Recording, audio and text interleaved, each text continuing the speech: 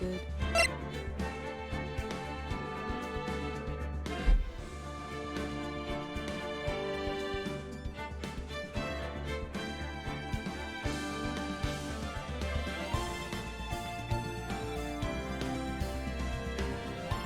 And I get started, just let me know if I'm too loud or too quiet. Mic seems low? Oh.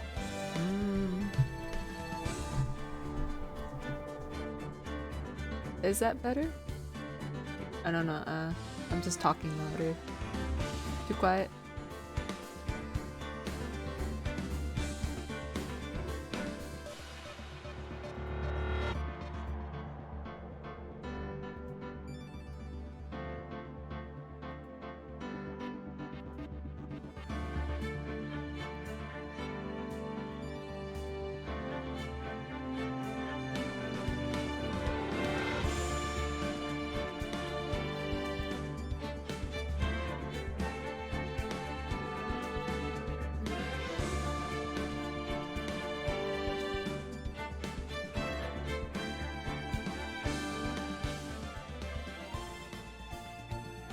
Is the music too loud though?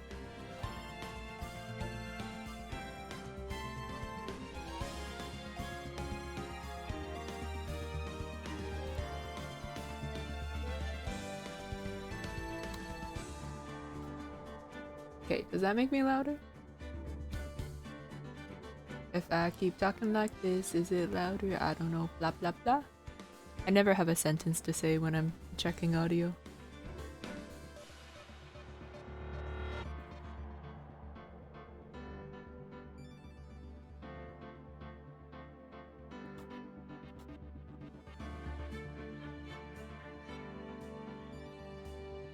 Okay. Well, I can always adjust the gain if I'm not allowed in, no. But we'll leave it at this for now. Okay. Continue. The doggos are just chilling in the back. Alright, we're on day 3 of the investigation. This should be the safe.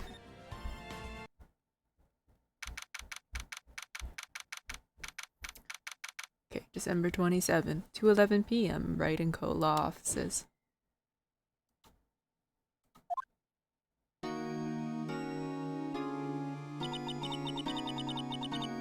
What was Mr. Edgeworth talking about?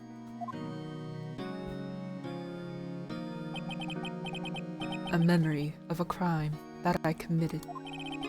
A memory of murder. Do you really think Mr. Edgeworth killed?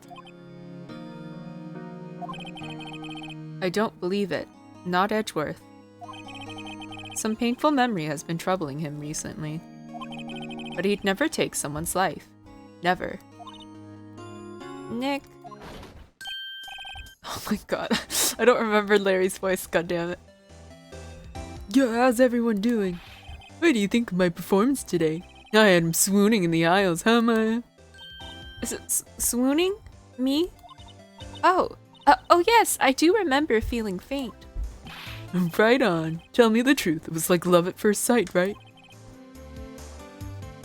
Right, Nick? Huh? Me? Well, maybe my heart skipped a beat or two. He doesn't look pleased. He doesn't look happy. I think you can do better than that. Come on, I saved Edgeworth in there, dude. Edgy. Hi, Happy. Happy. Have you come to say hello? Oh, okay. You guys should be bowing before me. Yeah, bow before your hero. Oh god, Larry and his anime eyes. Happy.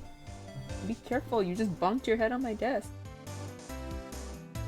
You're a big puppy. Yes? Alright, talk to Larry. Today's trial. Larry, you really helped out in the trial today. You did! If you weren't there, Larry, I'm sure Mr. Edgeworth would have been found guilty. But seriously, Nick, that boat shop caretaker guy is pretty suspicious. But Edgy ain't off the hook yet. Way to spoil the mood, Larry. Hey, I'm just a guy sitting in the audience, you know? But from where I was sitting, Edgy seemed pretty edgy. I mean, can you really know he's telling the truth about that night? Nick? I don't know. But... Happy, your nose is cold. What I do know is, I'm going to believe in you two until the end. Us two? Edgeworth and... who else? You mean me, right? Nah, he means me. Right, Nick? Oh god. Yeah, you, Larry. Not me. But why you, Larry? Actually, yeah. Why me, Nick? Enough with the silent treatment. Man just doesn't know how to pick. He's indecisive like me. Nick, why do you trust Mr. Edgeworth so much? I mean, he's changed recently, true. But when we first met him, he was kind of a jerk, don't you think? You didn't know him back then. You don't know him like I do. Back when he wanted to become a defense attorney. Wait, was that when you two were classmates? When are we getting the flashback? I want to see my flashback. Yes, in grade school. They saved me. Miles. Shouldn't it be he? Oh, okay, never mind. And Larry. They saved me, and I'll never forget it. That's why I became a defense attorney, you know? What? Hey, Larry, what's he talking about? Huh? Sorry, I kind of forgot. Okay, Nick, out with it. I'm going to hear this story today, and that's final. Okay. It's kind of a long story, so hang in there. It was the very end of 3rd grade. I don't know, insert heart music. I don't remember how the flashback music goes. We'll all just stare off into the distance. I was on trial. A class trial. Class trial? Yeah, not the Danganronpa one, I hope. But class trial. You remember, Larry? Spring, end of 3rd grade. Kid in our class got his lunch money stolen. Lunch money? Our school was really small. Every month, kids would bring in an envelope with money for lunch from home. Huh, I see. Anyway, this kid's envelope disappeared, with $38 still inside. Oh yeah, now that you mention it, I do remember that. I can see why you'd forget, though. You were out of school that day. Anyway, the envelope had been stolen during PE class. I was coming down with a cold, so I'd skipped PE that day. I was the only one not in class. So, they thought you did it? Yeah. The kids in class said I should be put on trial. Is it me, or is that just kind of messed up? You're in 3rd grade, and I don't know, 3rd grade me would have been so messed up if, I was put on trial by my classmates. I would have cried so bad, man. Trial? So the next day we held a classroom trial, with me as the defendant. See, yeah, you know what? That would be me. I'd be sobbing my eyes out. I didn't do it. Guilty. He did it. Guilty. It was you. Thief. Give the money back. You're such a meanie. No one play with him. Just admit it. You did it. You can't hide the truth. Tell us the truth. We're not gonna play with you anymore. Yeah, no borrowing my eraser. He shouldn't be allowed in the relay race or on the library committee. Give me back my 50 cents I loaned you. Hey, did you rob that bank the other day? Oh. I said that all in one breath. Oh, hello! Hello, radio. Fun fact, is based on a true story from the lead developer or something. Yikes, man. What kind of teacher would let this happen? I don't know, it just doesn't sit right with me. Goddamn, putting, one of, the students just on trial, it gives me the creeps. I do remember though, I don't remember what grade it was, but God, what grade was that? No, I'm probably around 2nd or 3rd grade, I think. I had something similar to this. It wasn't like someone was put on trial though. It was more so I don't remember the context. All I remember is that we were given a scenario and we were supposed to like pretend to be lawyers. Yeah, I don't remember much other than I was a lawyer and I was defending my client who was imaginary client who was being accused of stealing someone's DS, I think. I don't remember much. The details are fuzzy.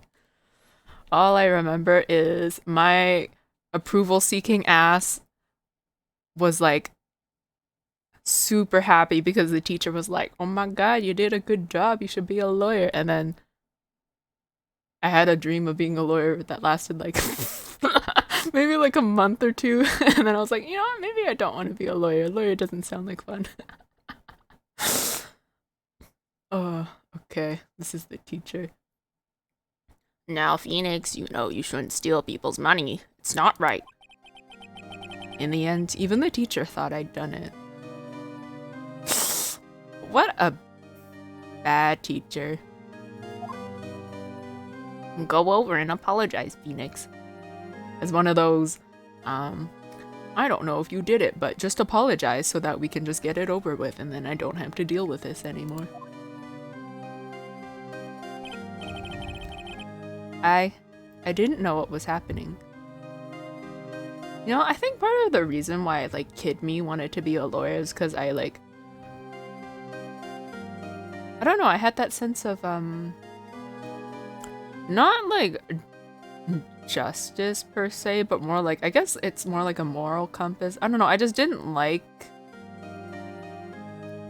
me or like people being accused of doing things they didn't do.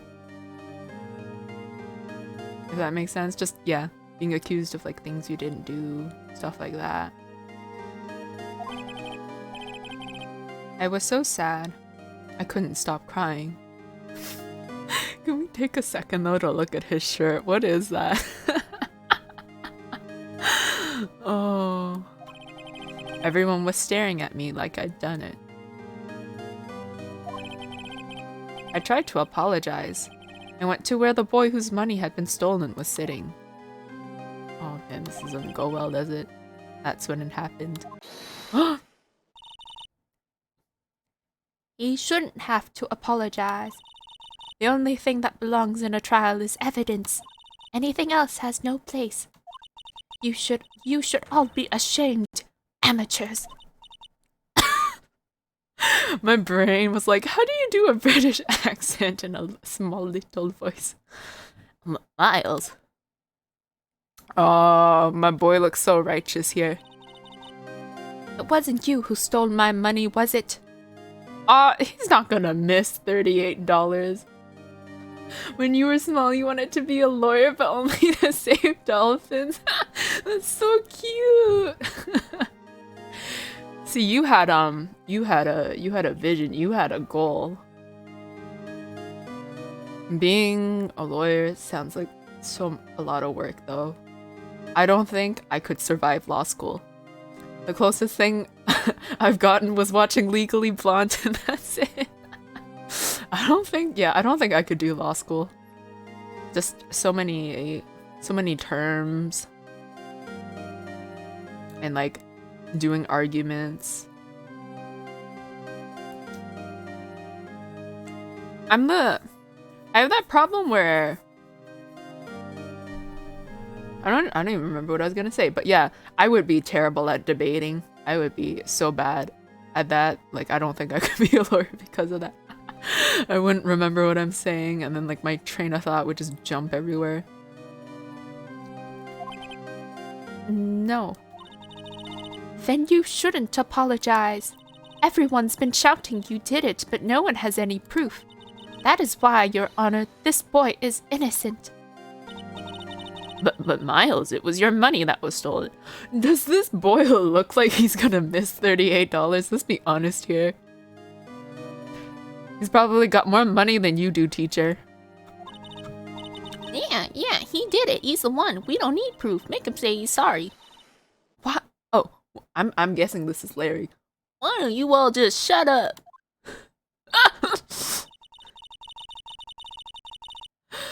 Oh no. Oh no. Oh no. Sorry, that outfit gives me like PTSD of it's not technically an anime, but I will not say the name. I can't look at little boys in tank tops anymore. I'm sorry. But that sounds wrong out of context.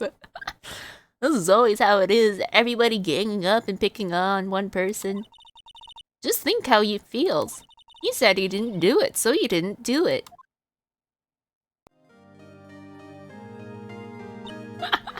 Do you know what I'm talking about?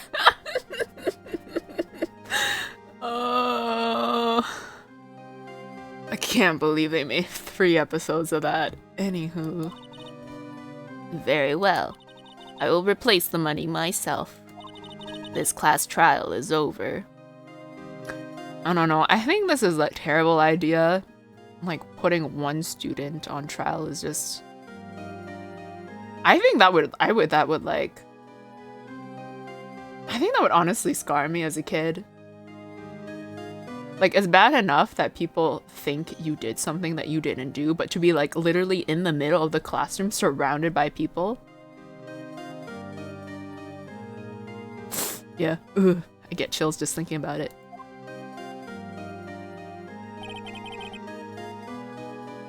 That's how it happened. After that, the 3 of us were the best of friends. You ever notice how it's always a trio? Normally, when it's like a group of friends. See, I'm Maya. Like, I can't think about it like that happening to me without like crying a little myself, just because, oh my god, that would mess me up so bad. That is how you traumatize a child. Wow. I had no idea. Yeah, I had no idea either. I mean, I forgot. Larry's me, though. That's when I learned what it meant to be alone. Oh! Oh! Oh. That kind of hurt. That line kind of hurts. It actually kind of hurts a lot. Jesus. You know, I think that's also why I hated that so much. Being accused of things you didn't do, or like being like wrongfully accused of things, is just... You feel so alone when no one believes you. And I was already a lonely child, and so feeling that was just not great. Yeah. Totally alone, without a friend in the world. You did a good thing, Larry. Yeah, well, I was just lucky that I took the day off from school. Well, wait, if he took the day... Oh, never mind, never mind. The trial took place the next day, so Larry would be there. If I'd been there, they would have thought I'd done it. So I took it kind of personally, see? When something smells, it's usually the butts. God, imagine it turns out that it was actually Larry that took the money this whole time. Anyway, Edgeworth and I talked after that class trial. That's when I heard his father was a defense attorney. I remember his eyes would shine when he talked about his father. I'm going to become a defense attorney just like my father. A famous defense attorney. Kid Edgy is so cute. Then a few months later, he suddenly transferred to another school. And we lost contact and never spoke again, but I always thought about him. The DL6 incident. Right. I'm not sure, but the transfer probably had to do with his father's death.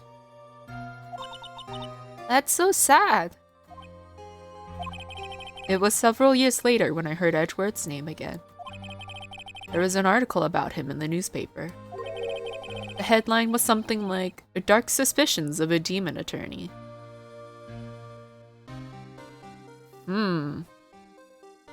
Sorry, my brain was trying to think of a word for alliteration because I was like, what could you replace suspicions with? Dark dealings of a demon attorney. Ooh, I like that. There's something about alliterations that scratches an itch in my brain. Fabricating evidence, manipulating testimonies, covering up facts. The article said he'd do anything to get a guilty verdict. To get a guilty verdict. Anything. But why? What happened? I mean, that's not the Edgy I used to know at all. That's what I thought too. I tried to get in touch with him, I don't know how many times. He never replied. I guess he didn't want to see his old friends. I couldn't just drop it, though. I wanted to meet him, to learn why he had become who he became. That's when I decided. Wait, you don't mean... That's why? That's why you became a defense attorney? To meet Edgeworth? If this man's not gonna return my phone calls, I'm gonna show up in court. If I was a defense attorney, I knew he'd have to meet me whether he wanted to or not. You can't tell me they're not in love. In court. Edgeworth believed in me, and I believe in him. He's in pain, and no one's on his side. I'm the only one who knows the real Edgeworth. I'm the only one who can help him. Whoa, Nick. So is that why you helped me out for free? Yes. I helped you because I believed in you. Larry's anime eyes get me every time. Except I don't remember saying I'd do it for free. Nick! Nick! Nick! We have to save Mr. Edgeworth if it's the last thing we do, okay? Right. It very well may be. First, there's that rental boat shop caretaker. We need to find out who or what he is. I'd settle for who. I guess I can clean out some of this evidence I no longer need. Okay, let's go. Whoa, whoa, whoa, whoa! What did I throw away? Oh, well, I don't know what I threw away. Alright, off to the boat shop. Can we talk to Edgy Boy? Hello? He's not speaking to us. You look as grim as always. Mr. Edgeworth? I heard the story about the class trial. Class trial? What do you mean? You don't remember? No, I don't. Your lunch money was stolen, wasn't it? In 3rd grade? Lunch money? Oh, right, yes. I seem to remember something like that. And Nick, I think you're the only one who really remembers. This feels like one of those like romances where it's like the one person falls in love because of like this one moment and the other person just hardly remembers at all. Well, it probably only really mattered to me anyway. Mr. Edgeworth, didn't you know? That trial was the reason Nick became a defense attorney. Ridiculous. Gee, thanks. Phoenix was literally like, let me be vulnerable for 1 second, and Edgeworth is like, nope. Stomp. That said, it does sound like the kind of thing you do. You haven't changed a bit, have you, Wright? So simple. To a fault, even. Well, maybe, yeah, but I think you changed too much, Edgeworth. Perhaps. Oh, why does the music in here it's always bopping? Hey, Edgeworth, why did you become a prosecutor anyway? You used to look up to your dad. You said you wanted to be a defense attorney, right? I couldn't let myself deny reality like you. What do you mean? My father was taken from me, and you want me to defend criminals? I'm sorry, Wright, but I'm not that good of a person. One suspect was apprehended in your father's murder, right? Yes, the man trapped in the elevator with my father. His name was Yanni Yogi. He had to be the shooter any way you look at it. Yet, he was found innocent. That defense attorney got him off the hook. That would be Robert Hammond. On that day, 15 years ago, the 3 of us were trapped in that elevator for 5 hours. When we were rescued, we all suffered oxygen deprivation. I'd lost all memory of the murder. Lost your memory? Even now, I can't recall what happened in that elevator. That was the crux of Yogi's attorney's argument in court. He claimed Yanni Yogi had been not of sound mind due to the oxygen deprivation. Yogi was released due to lack of evidence. Innocent.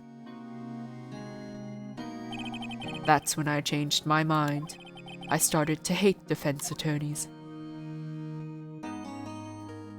I'm gonna guess Phoenix is the exception that proves the rule, as they say. What's your relationship with Von Karma? He's my teacher, and a man who deserves respect. I learned everything I know of courtroom techniques from him. So he's like my sister was to you, Nick. He is a perfectionist in all things. In court, in his personal life, he is obsessed with doing everything perfectly. Perfectly, huh? In all the cases he has taken on, none were left unsolved, and not one suspect was declared innocent, ever. But that's... I know. It's possible some of the suspects were indeed innocent. However, it is impossible for us to accurately determine that in every case. All Von Karma does is his job to find the suspect guilty perfectly. In any case, it's nigh well impossible to find a weakness in him. Should a weakness appear, he would do everything in his power to make it go away. Edgeworth, if what you're saying is true, you're headed for a guilty sentence tomorrow. He's right! Now's no time to praise the enemy, Mr. Edgeworth. It's a strange situation in which I find myself, I'll admit. No kidding.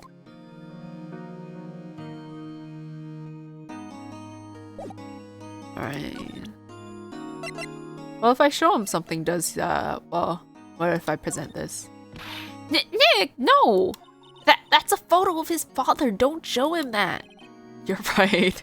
Now probably isn't a good time to dredge up those memories. What is it? Nothing. Huh? Oopsies! I guess I can't, there's nothing really to show him. Alright, off to the boat. Unless I can talk to Gumshoe. Looks like Detective Gumshoe hasn't gone back yet. Okay, yeah, Gumshoe, he won't be coming back today. Oh, really? He said there was some guy yet to arrest by tomorrow. The boat shop caretaker. He shouted something about catching him if it's the last thing I do, pal. Good luck, Gumshoe. Alright, to the Gourd Lake then. Hey pal, long time no see. Oh, Detective Gumshoe. Close one today, eh? I got so worked up I snapped my tie in half. How do you do that? Sorry about that. No prob, pal. Thanks to you, we now know who really did it. You mean the boat shop caretaker? Look, I'll make you a promise. I'll have that scoundrel in my custody by trial time tomorrow. Come what may. It's my duty to you as a police officer. Now I'm off to catch me a criminal. Detective Gumshoe sure is active today. Oh, one other thing. Oh! No one can go into the woods today. The woods? Where Lotta was camping. The woods are off limits to camping, and apparently the park ranger found out. He got pretty mad. No one could go in for a while. I guess Lotta's in a lot of trouble. Anyway, I'll be seeing you tomorrow. Alright. Public beach. I wonder what the boat shop caretaker will think Gumshoe is. You can only have so many fake sons and daughters before you run out. Huh? The steel eyesore is missing. The steel eyesore. Eyesore? Looks like the hot dog stand is closed too. I guess Larry's too busy worrying about Mr. Edgeworth to show up for work. You know, I want to know about him and Keonce. I'm interested. I wonder if Keonce will make an entrance. Boat rental shop. That old caretaker got away. Yep. I never imagined he might be the real murderer.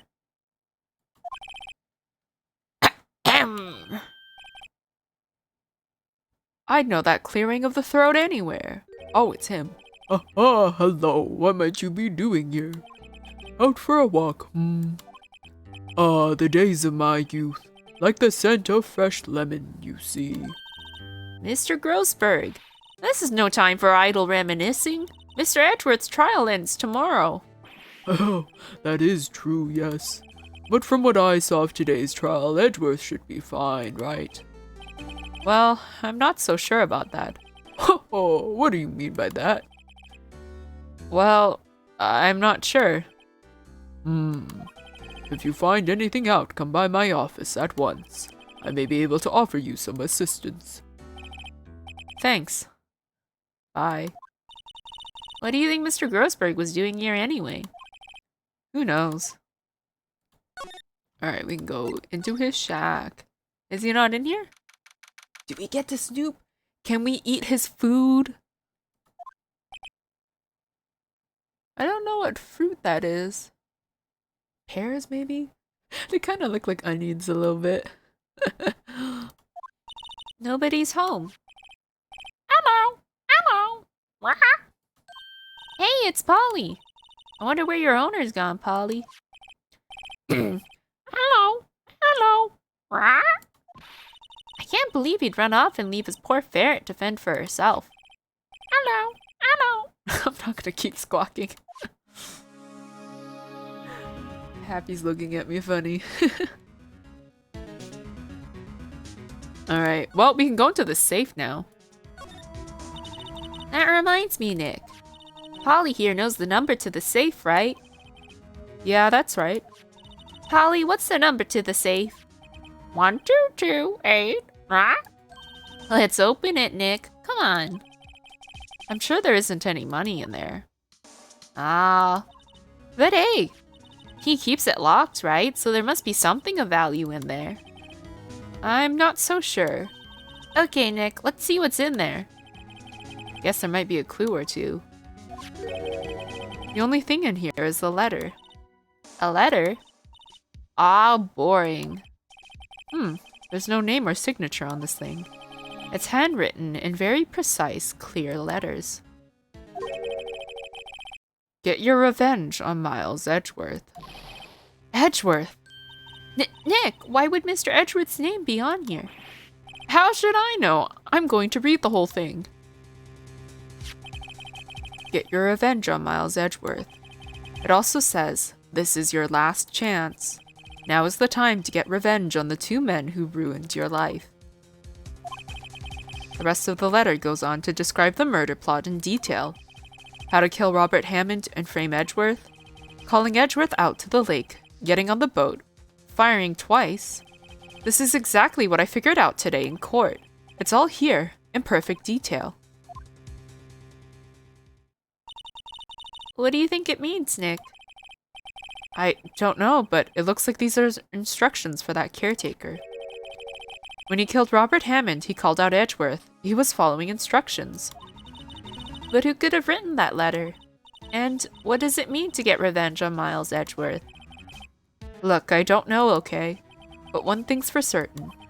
This letter is an amazing clue. God damn.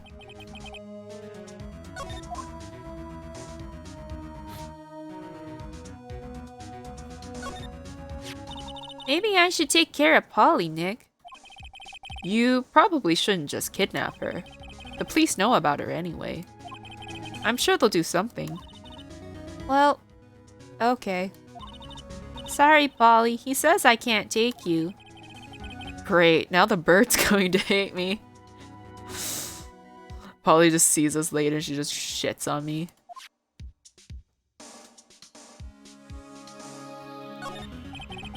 That fishing pole looks expensive. Maybe we should bring it to Detective Gumshoe. Don't you think the caretaker would mind? Well, we could just leave him the metal detector in exchange. Maybe we'd better not. I will exchange you your fishing rod for another fishing rod. Say, Nick, don't people usually put pictures of fish up on the wall to boast about them? Yeah, I guess so. You mean pictures of the fish they caught, right? Right, but don't all the fish on the wall here look really puny to you? Well, you know what they say. You should have seen the one that got away. Except the one that got away from us was the caretaker, and we did see him. Why do I feel like we're having two different conversations here?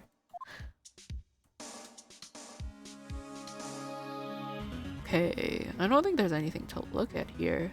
I already looked at the safe, right? There's nothing left in the safe. I wonder why the caretaker didn't take the letter with him. Left in a hurry, right? I don't think he even came back here after the trial. Ah! What's wrong? Huh? Oh, never mind. What? Tell me. When I saw the TV, I remembered. They're showing a Pink Princess special this week. Oh. See, that's why I didn't want to tell you. He just doesn't understand. Everything's cold. Looks like he didn't turn his heater on. Guess he hasn't been back here since the trial. It doesn't look like he used this kitchen much. You're right. I guess the whole pasta restaurant thing was a lie. What, you thought he was telling the truth? Who knows what he was thinking? Okay, I guess we leave. Oh, we can go to Grossberg. Okay. Public beach. To the entrance. Where is... Can I not go to Grossberg? 1 day left, Nick. Yeah, I know. Well, no time to waste. Let's get going. Can I not go to... Okay, yeah, now I can go to Grossberg. That outline will forever be funny to me. He's out. Again. Why is this man never here when I need him? When does he work anyway? Me. Like, now, don't be harsh. Guess we'll have to come back later. Oh, I mean, I guess we can go to Edgeworth. Show him the letter. Edgy boy, look what I found. Edgeworth, see this letter? This came out of the safe in the shack where that boat rental caretaker lives. I see. Oh, revenge? On me? Who is that old guy anyway? I don't know. Could he be an innocent defendant you got declared guilty or something? Nice, right, but I don't remember that old man. Not at all. So he was following this letter then? Which means there was someone else behind it. Now is the time to get revenge on the 2 men who ruined your life. 2 men, meaning myself and Robert Hammond. It also says this is your last chance. Last chance? Wait, maybe he's talking about the statute of limitations on the DL6 incident. Wait, that old man. What is it? Do you know who he is? Yogi. Could he be Yogi? Yogi? The suspect in the DL6 incident, the one who was found innocent. Oh shit, can we talk to him about it? Yes. Yanni Yogi was a court bailiff at the time. We just happened to be in that elevator together 15 years ago.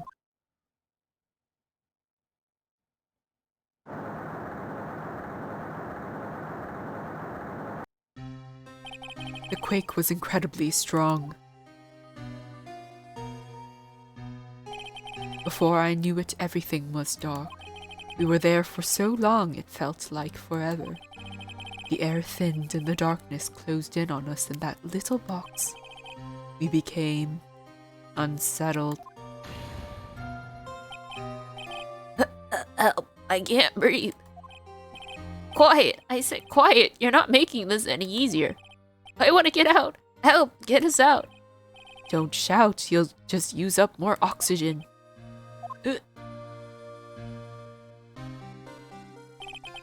That's all I remember. When I came to, I was in a hospital bed, staring up at the ceiling. In court, Yanni Yogi's mental condition was called into question. They claimed the oxygen deprivation and stress had caused temporary insanity. In the end, the claim passed the court and Yogi was found innocent. Huh. But isn't that strange? This letter tells him to get revenge on Edgeworth. Why would he want to take revenge on you? Right. Yeah? There's something that's been troubling me these last few days. I didn't know whether or not I should tell you. You mean the nightmare? It's a nightmare I've had. A memory of a crime that I committed. A crime you committed? A memory of murder. I think the time has come to tell all. For the last 15 years, I've had the same dream almost every night. I wake up in a fearful sweat every time. Damn, that must suck, having the same nightmare for 15 years. What kind of dream? It's a dream about my father's killing in the dark. Help! I can't breathe. Quiet. I said quiet. You're not making this any easier. I want to get out. Help! Get us out. Don't shout. You'll just use up more oxygen. I can't breathe. You're using up my air. What? Stop breathing my air. I'll stop you. What are you? Stop breathing my air. No, Father. He's attacking Father. Then I see the pistol lying by my feet. I don't know if it was evidence from that day in court or the bailiffs. In a daze, I pick up the pistol. Get away! Get away from my father!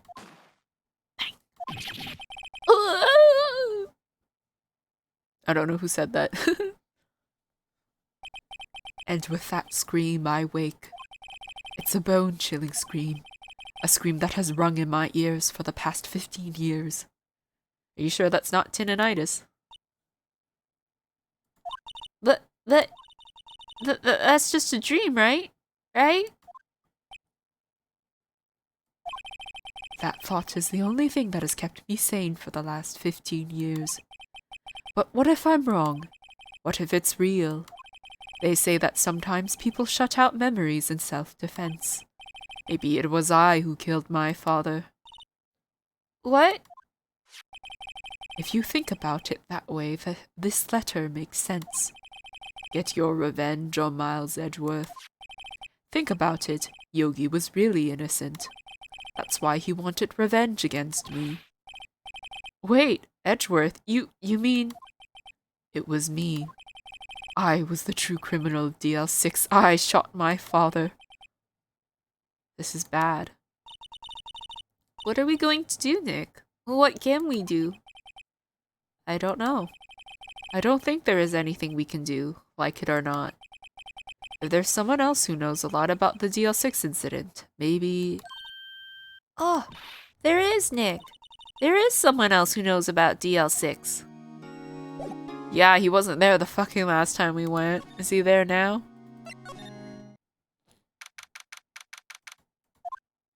Look who decided to finally show up. Mr. Grossberg. Oh, hello there. What's wrong? You look troubled. No kidding. I can't believe you're not. Oh my. Just calm down and tell me what's happened. It's Mr. Edgeworth. He...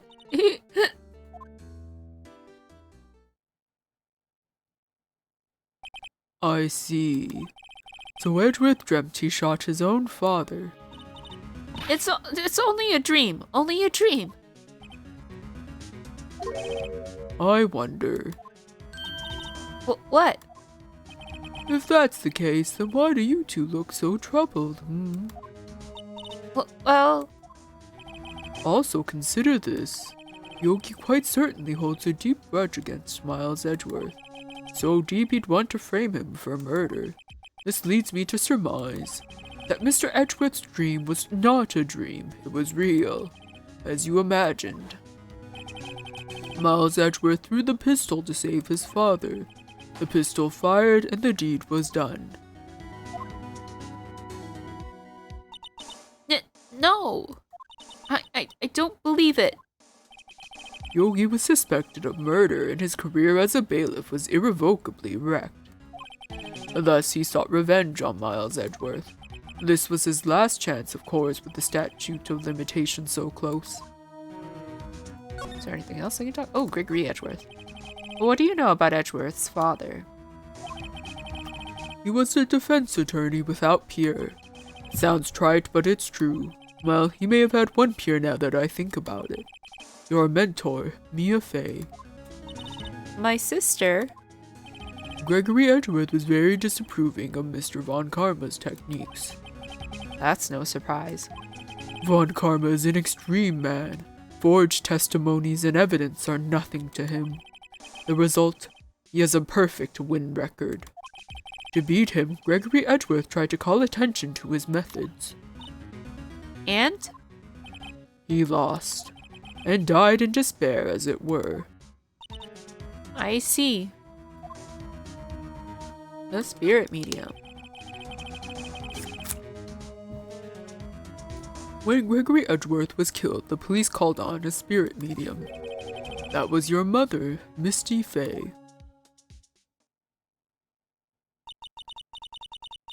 I am Gregory Edgeworth. I have been killed. The one who shot me was the bailiff, Yanni Yogi. Yet Yogi was found innocent. That's when my mother left us. Everyone called her a fraud. That's right, everyone thought she was, you see. Yet, now that I think about it, it seems the one who lied was Gregory Edgeworth's ghost. Gregory Edgeworth must have known who shot him. I don't believe it. So you're saying he falsified his testimony? That Edgeworth's dad lied to protect his son? It's only a possibility, mind you, but a possibility nonetheless. Is there anything I can show him? Oh, yes, I can show him this letter. Oh, so this is the letter. It does seem that Yogi was following this letter when he killed Hammond. But why kill Robert Hammond? Hammond was a skilled defense attorney, but he defended clients not for their sake, but for his own. Huh? His own sake? He never trusted his clients, that one. The only thing he trusted was his own ability. But he got his client found innocent, so why should it matter? Actually, my dear, it's quite different. He won that innocent verdict for no one but himself. Yogi was a free man, but socially he was ruined. Huh? You'll understand soon enough. Wait, What is it? this letter. I've seen this handwriting somewhere before. A long time ago. Is it Von Karma? Whose handwriting was this? Do you have any idea who wrote this? Manfred Von Karma! Could it be Manfred Von Karma? Von Karma? Why would he have something to do with this? Well, I'm not sure. Oh, am I wrong? Von Karma, Von Karma. Wait, you're right, my boy. Wait, I should have said Miles Edgeworth just for the funnies. Oh, now I'm upset at myself. Oh well. It would have been funny, though, to say that Edgeworth wrote it himself. This is Von Karma's handwriting, I'm sure of it. I used to see it all the time on court reports. What? But that means the one who told Mr. Yogi to kill was... Correct. Manfred Von Karma himself. When your foster papa kills your real papa? What does this mean then? Why would Von Karma want to frame Edgeworth? There's only one reason why he would want to, Phoenix. Can I talk to him? Okay. If it truly was Von Karma who wrote this letter, then he would know the truth. He would know that Miles Edgeworth had accidentally killed his own father. Oh, I don't believe that Miles killed his father. Huh. He'll say as much tomorrow in court, I should think. He'll press the point until the court finds Miles Edgeworth guilty. Oh no. But how could Von Karma know about Mr. Edgeworth's past like that? Even Mr. Edgeworth thought it was just a nightmare. That I do not know. Yet I do know that Von Karma is both persistent and a perfectionist. He may be seeking to satisfy a grudge against Gregory Edgeworth by hurting his son. What do you mean? It was 15 years ago. Cue the harp music. Von Karma met Gregory Edgeworth in court, and Von Karma did win. But he didn't make it through the trial unscarred. Gregory versus Manfred. What happened in the trial between Edgeworth's dad and Von Karma? Von Karma got the guilty verdict he wanted. He won the trial. But Gregory Edgeworth accused Von Karma of faulty evidence. And though he lost the trial, Mr. Edgeworth's accusation stood. Faulty evidence?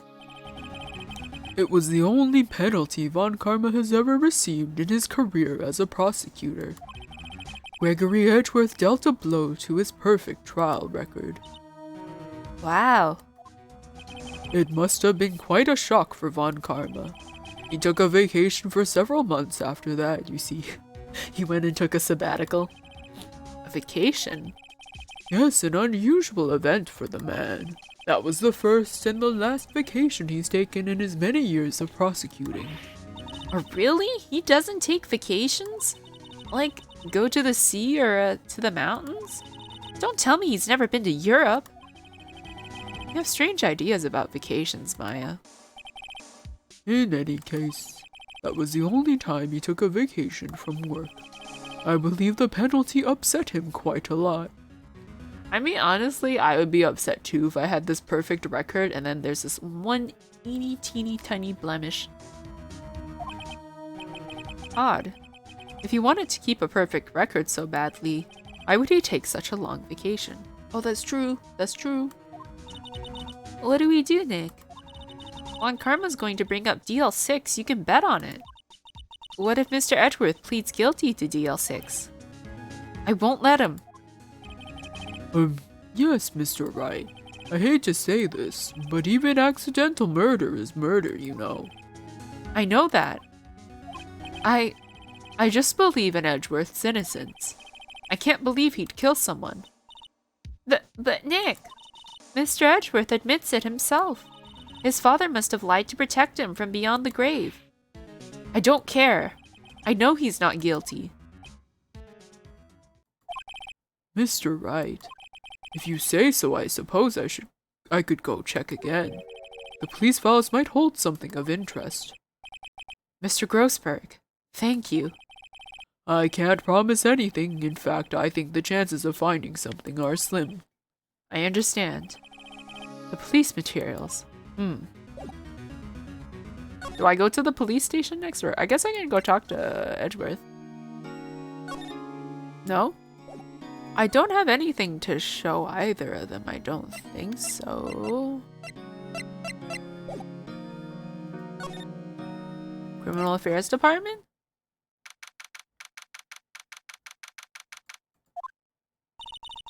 There's hardly anyone here.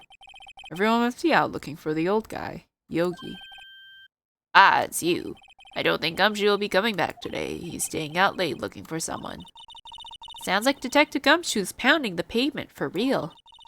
We were wondering if we could check out the records room again.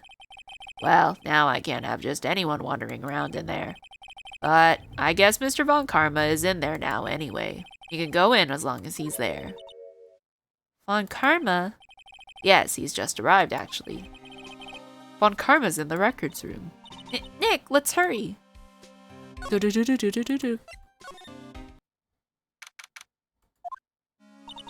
Dusty as always.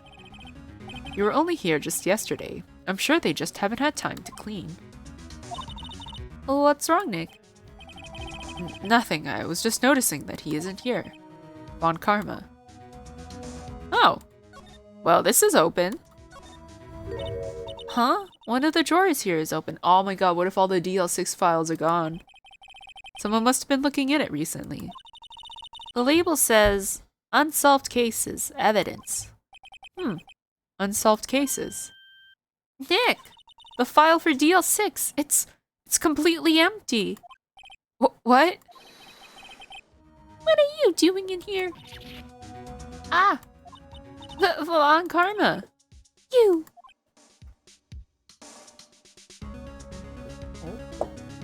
He's nobbling a bit on the chair. How do you know my name? It's so weird seeing him from this front angle. I'm so used to seeing his, like, 3/4 view. It's kind of, ooh. Sorry, I'm just taking in Von Karma.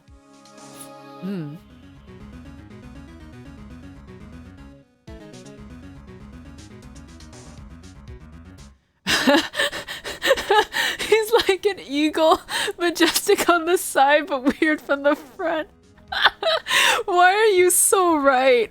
Why are you so right? He's got the hair for it too.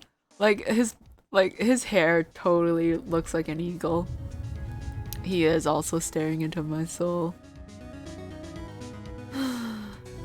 Huh? Have we met? What are you saying? We see each other every day, don't we? We're Miles Edgeworth's defense team. Defense team? I beg your pardon. You see, I rarely remember defense attorneys. Ooh, ooh, ooh, ooh, ooh. That smile is so creepy. Oh my god, it gives me the heebie-jeebies. They are like bugs to me. Needless things to be crushed. I can see how this guy was Edgeworth's mentor.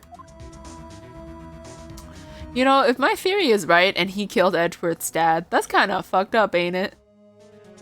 You kill this child's father, and then you take his place and raise him up to become a mini you.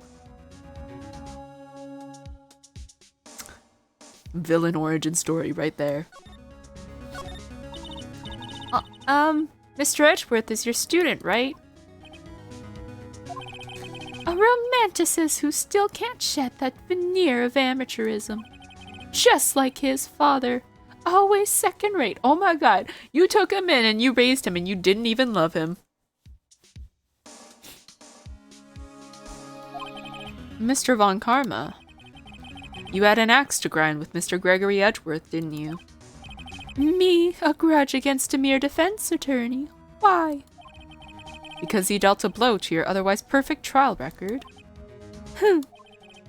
So you did. But what I don't get is, why did you take a son under your wing afterwards? The son of your most bitter rival. That, my dear attorney, is none of your business. Tomorrow will be the last day of this trial. It's been a while since I've had a defense attorney last this long. Still, you will lose in the end. Miles Edgeworth will admit his own guilt. His guilt of 15 years ago, you mean? You're quite the researcher. If you've done your homework so well, then certainly you must understand. You know what Miles Edgeworth will tell the court tomorrow. We were right. So Von Karma is going to bring up DL6 in court tomorrow.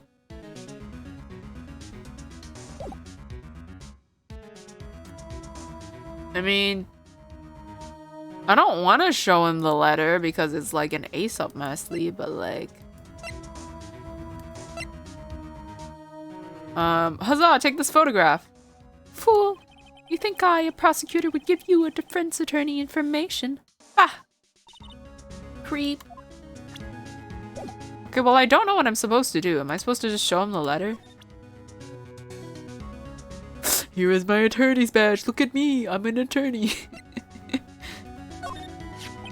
Mr. Von Karma, have a look at this. Oh, right, because it's his handwriting, isn't it? This was you, wasn't it? You instructed Yanni Yogi to commit murder. Yanni Yogi. How many years has it been since I've heard him called by that name? He's a fool. I told him to burn it after he read it. Oh! So you admit it? You wrote Mr. Yogi this letter? Yes, my dear defense attorney. Thank you for taking the trouble to bring it to me. You've saved me from a lot of needless hassle. What? Nick, what is that thing? A stun gun! For self-defense, usually. Indeed. 600,000 volts will course through your body like a dog touching an electric fence. I don't even know how many volts that is, but that does... Ooh. 600,000? Oh, don't worry. People don't die from it, usually. Now give me the letter. No! No! Whoa, what are you? Nick, run! Oh, fuck, Maya, your sacrifice will not be forgotten. Maya! If Phoenix doesn't yeet the fuck out of there, I'm gonna be so upset. Out of my way. Oh. God damn it.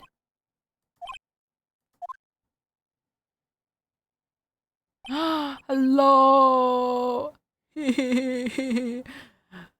Oh, mommy. It's okay. It's okay. I'll just refer to you as mad as you. Mad at you. He got us. The letter's gone, of course. And he took the DL6 evidence. All of it. Oh, he took everything? Bastard. Back to having no clues. Wait. Maya jumped first. Maya, is she okay? Maya.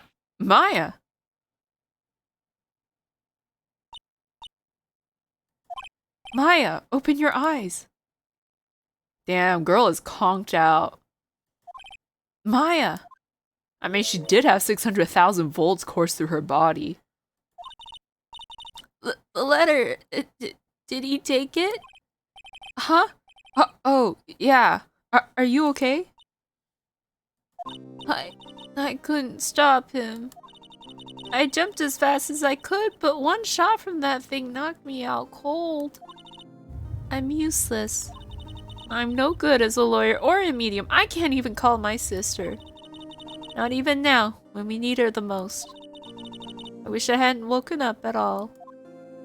Oof. Maya. Oh, there has to be some way I can help her. I better do something about her self-confidence first. Huh? Maya. She's holding something. What is that? A bullet? Oh, she managed to snag something. TL6 incident. Evidence number 7. Taken from the heart of Gregory Edgeworth. I remember. Von Karma was holding this when Maya jumped him. Damn. I'll prove it to you, Maya. You're most definitely not useless. I'll prove it to you in court tomorrow. Oof. Time to face the music. Save my progress? Hell yeah.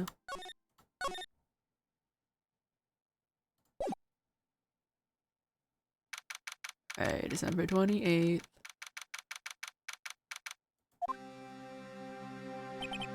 This is it. Judgment Day. The rapture is upon us. Today things are going to get settled at last. A lot of things. What's the big deal? Sorry, Nick. I only touched your shoulder. God damn, they still got the electricity coursing through them. I guess the shock hasn't worn off from my run-in with the stun gun yesterday. I mean, they both got shocked. Anyhow, today's the last day of the trial. Good luck, Nick. Yeah. Thanks, Maya. Edgeworth is looking glum as always. I hope Von Karma doesn't push him too hard. Whoa! What are you doing? Sorry, I'm sorry. I just thought I'd cheer you up with a pat on the back. Maya, Maybe you should go outside and discharge? Right, good idea. Try not to electrocute anyone on your way out. Oh, yeah, pal.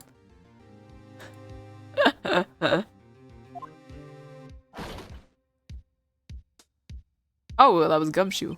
What's gotten into that girl? Detective Gumshoe. Morning, Mr. Edgeworth. Good morning. How did it go, Detective? Have no fear, as promised, I've captured our runaway caretaker.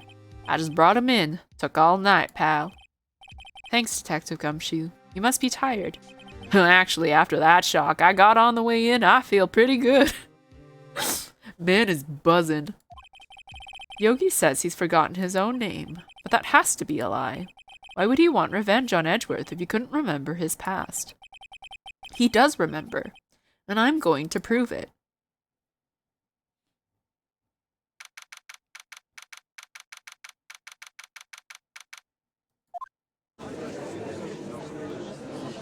I mean, all we have to do is ask the parrot about DL6, I think.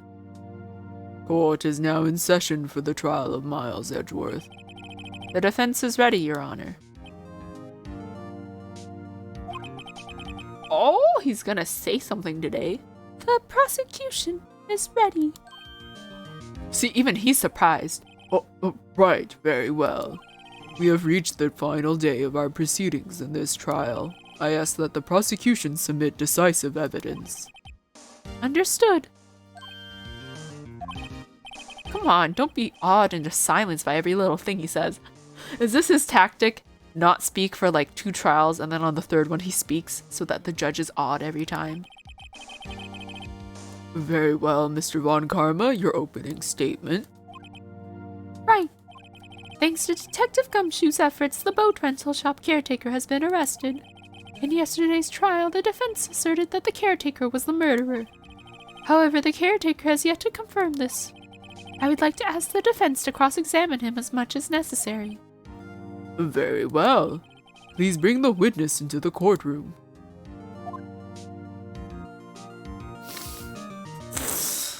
Ladies and gentlemen of the court, I believe you all remember our witness.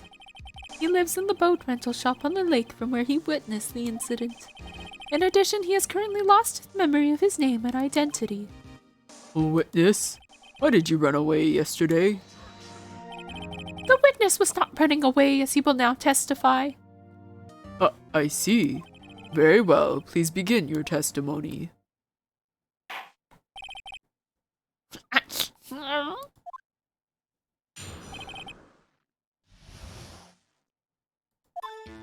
I'm really sorry about just leaving yesterday like I did, but I wasn't running away or nothing.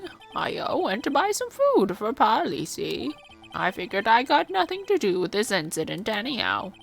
I mean, I'd need one of those motive things, right? And I don't got one. So my testimony yesterday stands as is. Very well. Let's begin the cross-examination, shall we?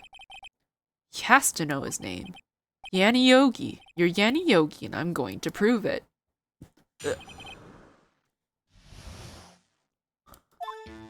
Okay, I'm really sorry. Well, you know what? I can just press him about everything.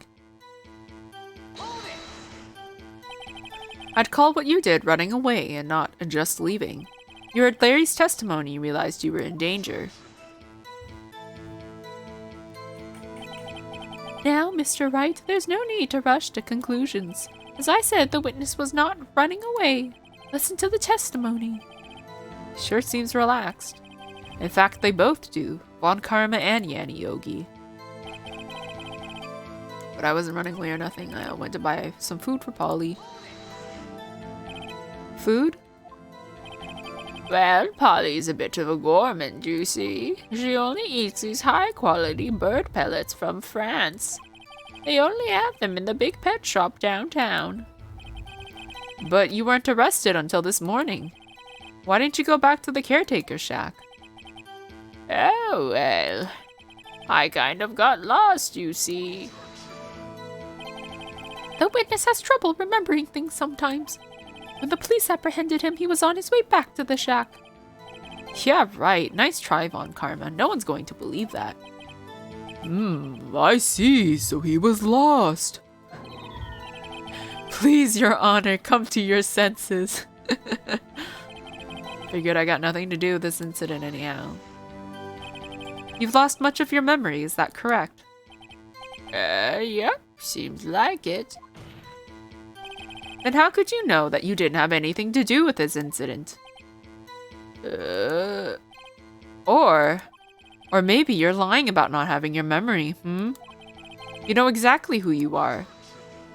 The witness has testified quite clearly that he has no memory of who he is. If you claim he's lying, then show the court proof. Ugh. How am I supposed to prove what's going on in that old codger's head? That's impossible. I'm glad you've come to your senses, Mr. Wright. Very well, witness. Please continue. I need one of those motive thingies. Well, how do I prove he's Yanni Yogi?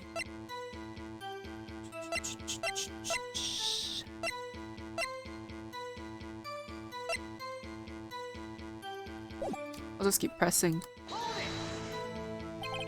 How can you say you had no motive? I say you do. You had a grudge against Edgeworth and the victim, Robert Hammond.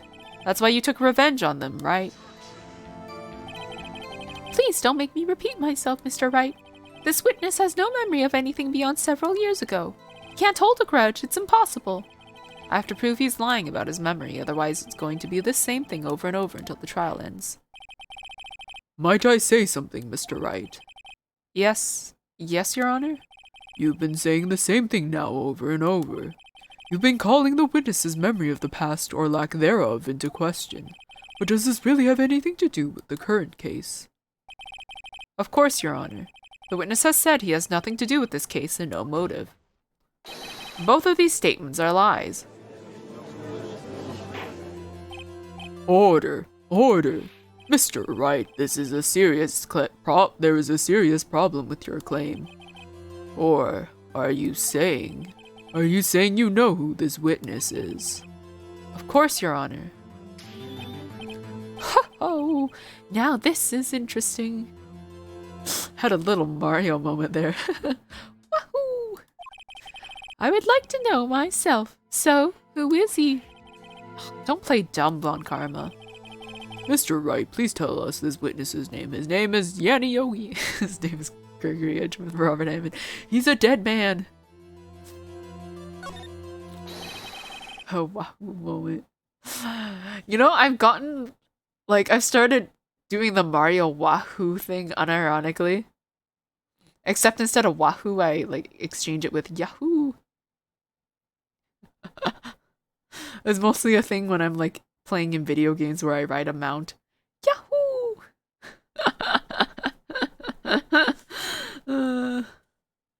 His name is Yanni Yogi, a former court bailiff. Yogi? That name seems familiar. Oh! Yanni Yogi from the DL6 incident.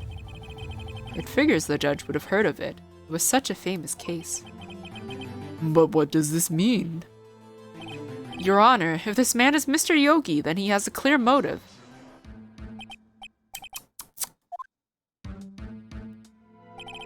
Jumping to conclusions again, Mr. Wright. This man, this witness is Yanni Yogi. Fascinating. However, how do you propose to prove this to the court? This is a court of law, as you may recall. Oh shit, I skipped. And allow me to repeat once more that the witness has lost his memory. This is it. I have to do this now. If I can't prove he's Yogi right here, right now, then I've got nowhere else to go. Nick, how are you going to prove it? How can you prove that he's Yanni Yogi? It's okay. It's actually quite simple. Your Honor, please take this man's fingerprints. Then we'll compare them to the fingerprints on file for Yanni Yogi 15 years ago. I see. That makes sense. I thought they were gonna ask the parrot. Huh? I'm so very, very sorry, Mr. Wright. Why? The witness has no fingerprints. Oh, did he work for the Men in Black? What? What? No fingerprints? Oh, did he accidentally burn them in a cooking accident? Oh. You see, before I worked as a caretaker, I worked at a chemical plant. I burned my fingers working with this stuff, but yep. What? Yogi, you sneak. You burned your fingerprints off to hide your past? Well, if the witness has no fingerprints, I guess we will not be able to prove his identity. No. Well, what will you do, Mr. Wright? It seems that the case has been decided, no? No. I know what happened. I know everything. I just can't prove it. But no. I can't let it end like this. I can't lose. There has to be another way. There is no one who can testify as to who this witness is. No one. Well, there is some birdie who can. Nick, what are we going to do?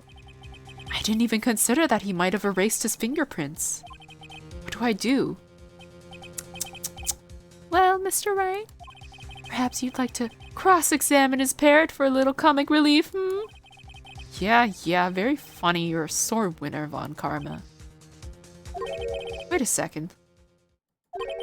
Cross-examine his parrot? What is it, Nick? No, you're not going to. Your Honor. The defense would like to take Mr. Von Karma up on his proposal. Take Mr. Von Karma up? Yes, we're gonna take him out to dinner. Oh my, on my proposal? Exactly, Your Honor. I would like to cross-examine the witness's pet parrot. Yes, we're getting to the part I wanted to get to. Order! Order! Oh, well, what do you think, Mr. Von Karma? Need you even ask? This is a farce. I object. Wait a second. You're the one who suggested I cross-examine the parrot, Von Karma. I have a right to do as you suggested.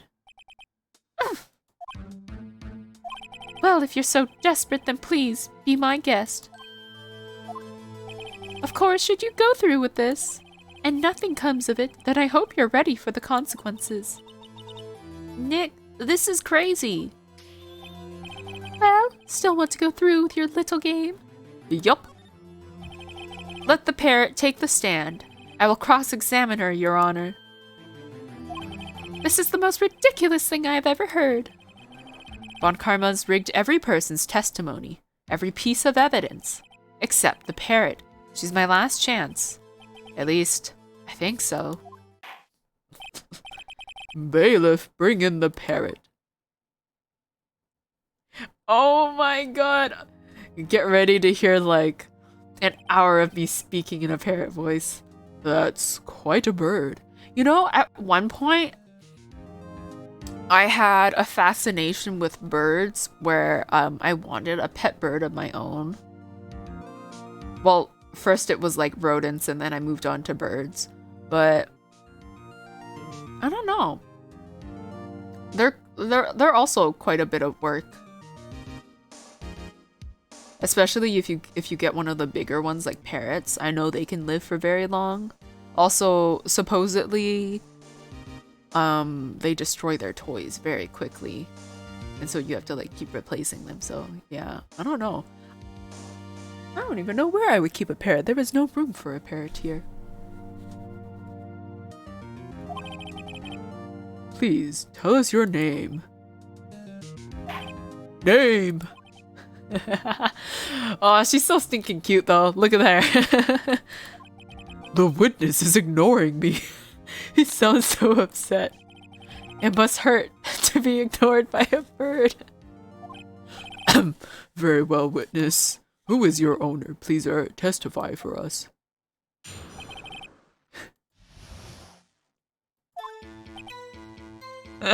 Remember, she only responds to Polly. Hello, hello.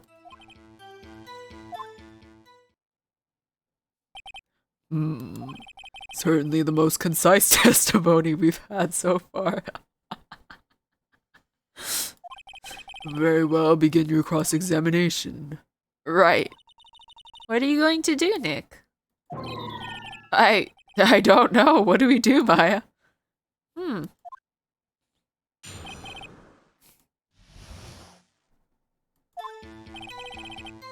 we can press, right? Witness, you can't just say hello and expect us to get anywhere. Oh, is he forgetting? I want you to testify. Maya, you talk to her. Right, what do I say?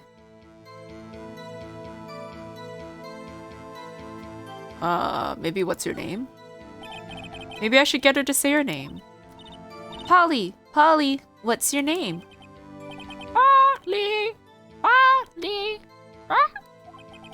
Mr. Wright, I think we've established that this parrot is named Polly. Does this have anything to do with her owner's identity? No? Well, I guess it doesn't really have anything to do with that, no. He's only asked questions pertaining to the matter at hand. Well, he was asking for her name, so I thought he wanted to know. Very well, witness, continue your testimony. Well, I guess we should try to get some information out of her, okay? Okay, we'll get Maya to ask, what are we forgetting? Have we forgotten something? As I recall, 2 days ago. Polly, have we forgotten something? Don't forget, DL6. If I can get Polly to say that here, that will prove that the caretaker had something to do with DL6. Polly, have we forgotten something? I know. That's not what you're supposed to say. Forgot something, we forgot. I know. Uh-oh, it's not working, Nick. She won't say it. It's ridiculous, why won't she say it? She wants gourmet food, I think. Something the matter, Mr. Wright? Wait. Don't tell me Von Karma expected this. He couldn't have retrained the parrot, could he? Did he train her not to respond when we asked if we've forgotten anything? Bro. Witness, you're here to speak. You must speak to me. Frankly, I can't believe that you're speaking to the parrot. Well, I guess we should try to guess. Okay. Do we have to present something?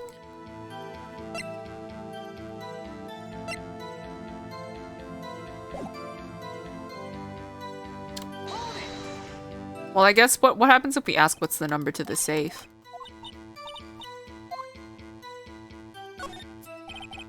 Maybe I'll get her to say a number that's safe?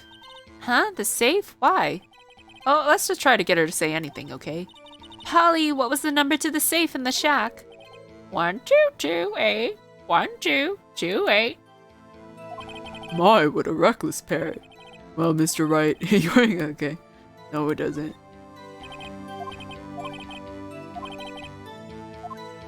Am I supposed to say it does pertain, like, well, not the safe number, but maybe her name?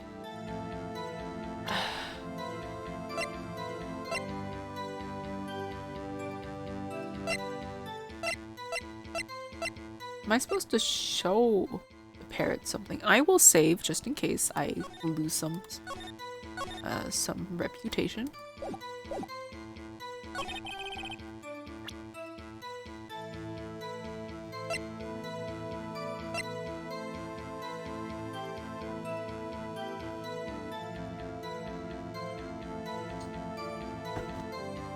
I don't know what I'm supposed to show or... Oopsies.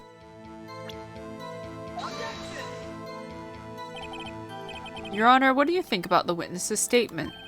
I'm not sure I follow. It clearly contradicts the, I thought... Oof, okay.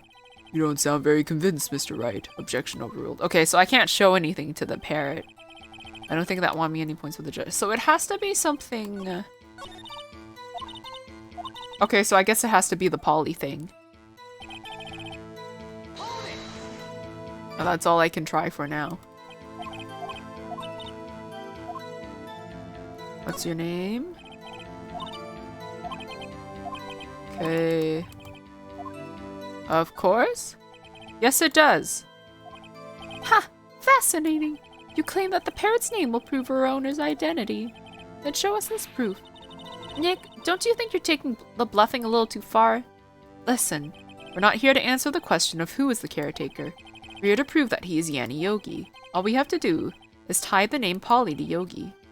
Your Honor, proof that the parrot's name reveals the caretaker's identity is... Oh, fuck, I don't have anything.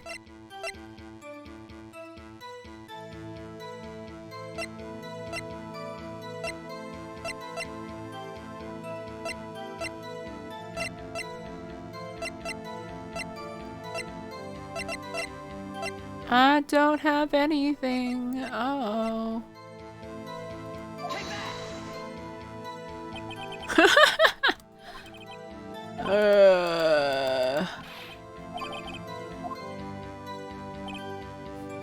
Let's do a quick Google. Dun, dun, dun, dun.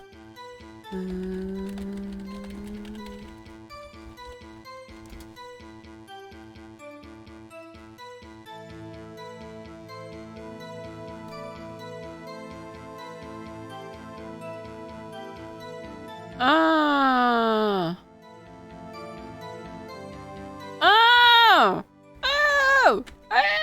Okay. Man, I just don't look at stuff enough. I forgot you could even read this thing. Case summary, date 12/28/2001. Location, elevator, district courthouse. Air in elevator was oxygen depleted at time of incident. No clues found on the scene. Gregory Edgeworth, age 35, defense attorney. Trapped in elevator, returning from a lost trial with son, Miles Edgeworth, age 9. One bullet found in heart, the murder weapon was fired twice.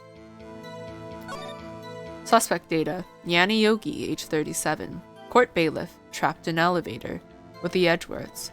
Memory lost due to oxygen deprivation. After his arrest, fiancée Polly Jenkins committed suicide. Do.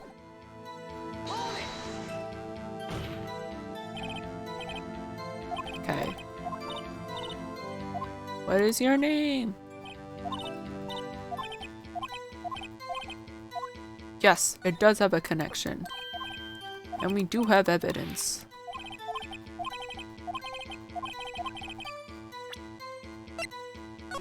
Oopsies, I didn't mean to check. I need to present.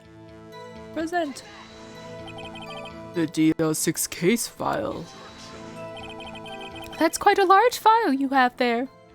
That's what she said. Which page is this proof on, then? Show us or stop wasting our time. Very well. Mr. Wright, please show us the page. Where in this file is the information connected to this parrot's name? Suspect data. It's on the suspect data page. This page is all the information about Yanni Yogi. Right after he was arrested, his fiancée committed suicide, see? Indeed, it does say that, yes. What was his fiancée's name? Polly Jenkins. Polly? Exactly, Your Honor. He wanted to remember the name of his fiancée who had committed suicide. That's why he named his parrot after her. I see. I guess that is possible. Ah, a mere coincidence, that's all. My granddaughter has a dog she calls Phoenix. Well, Mr. Phoenix Wright, does this make you my granddaughter's fiancé? You wish. She's only 7 years old. Never mind, I take that back.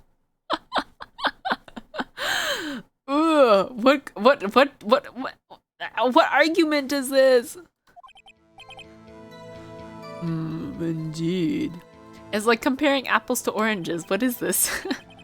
Alone, it is a little weak for evidence in a murder trial. We would need some other corroborating evidence.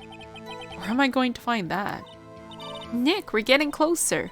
One more. We can just get one more piece of evidence. Right, but what? Is the safe number significant?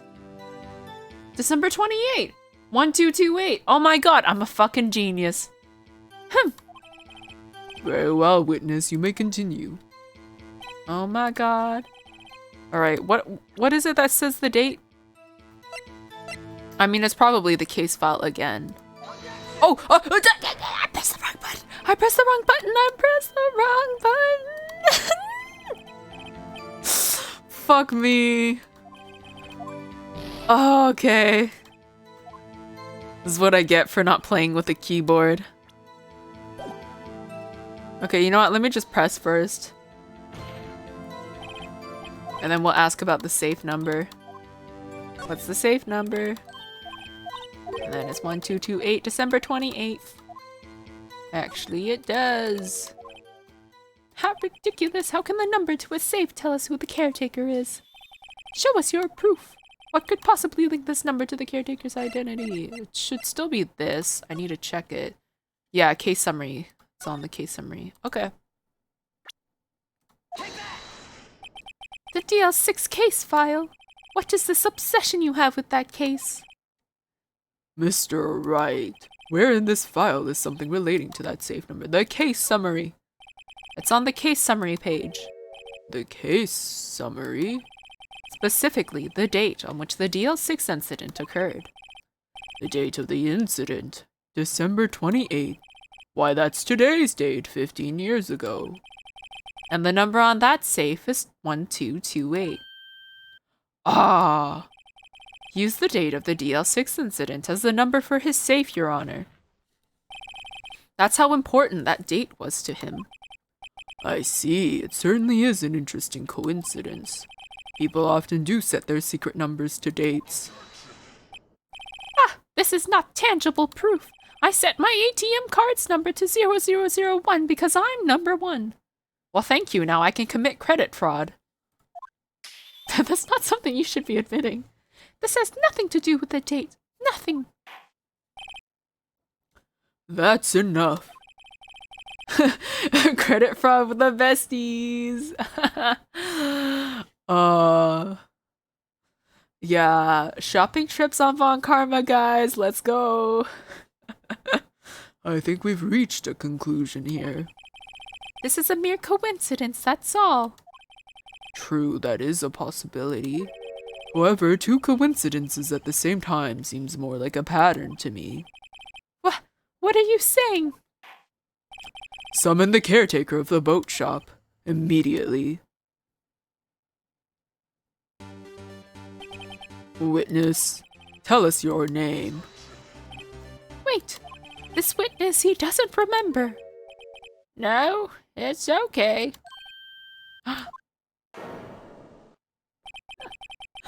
Doggos are conked out sneezing. I've accomplished what I wanted to do. I'm done. Nick, he looks totally different. This is the real Yogi, I think. Finally. His true form. He's been acting feeble to hide his true identity. I love that he just gets posted up at this part. Yeah. The only difference is that he's not hunched over. Acting for 15 years. Could you imagine pretending to be crazy for 15 years? Just for one moment. For one moment in your life to come true. Well, let me ask you again. Please state your name for the court. My name is Yanni Yogi. 15 years ago, I served as a bailiff in this very court.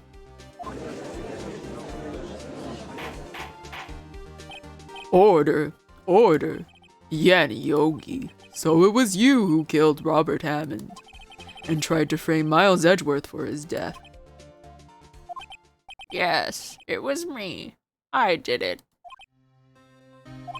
They put me on the witness stand 15 years ago. Robert Hammond, he said I was mentally unsound. He told me it would make me innocent, get me off the hook. So I pretended to have brain damage. I was innocent, really, but he didn't believe me. We won the trial, but I lost everything. I lost my job, my fiancé, my social standing. And this year, 15 years later, a package arrived. It was a letter and a pistol. The plan was written out in careful detail. It was a plan for me to take my revenge on the people who ruined my life. I didn't care who had sent it. I thought this was my chance. After 15 years, this was it. Finally, a chance to have my revenge on Robert Hammond and Miles Edgeworth. I have no regrets. Wait a moment. Revenge? Against Miles Edgeworth? What do you mean? I'm not at liberty to speak on that matter. Why don't you ask Mr. Edgeworth yourself? Anyway, I admit it. I was the one who killed Robert Hammond.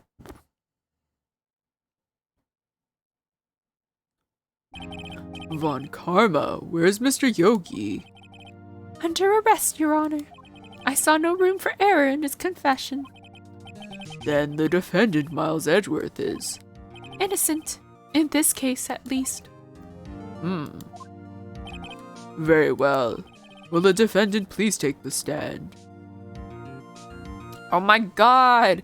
Feels so weird seeing him on here. There are a few mysteries left unsolved. Still, you are cleared of suspicion for this particular case. So I would like to pass judgment on the murder of Mr. Robert Hammond. Any objections? I don't believe it. Why isn't Von Karma saying anything? Very well. This court finds the defendant, Mr. Miles Edgeworth, not guilty. Woohoo! Confetti!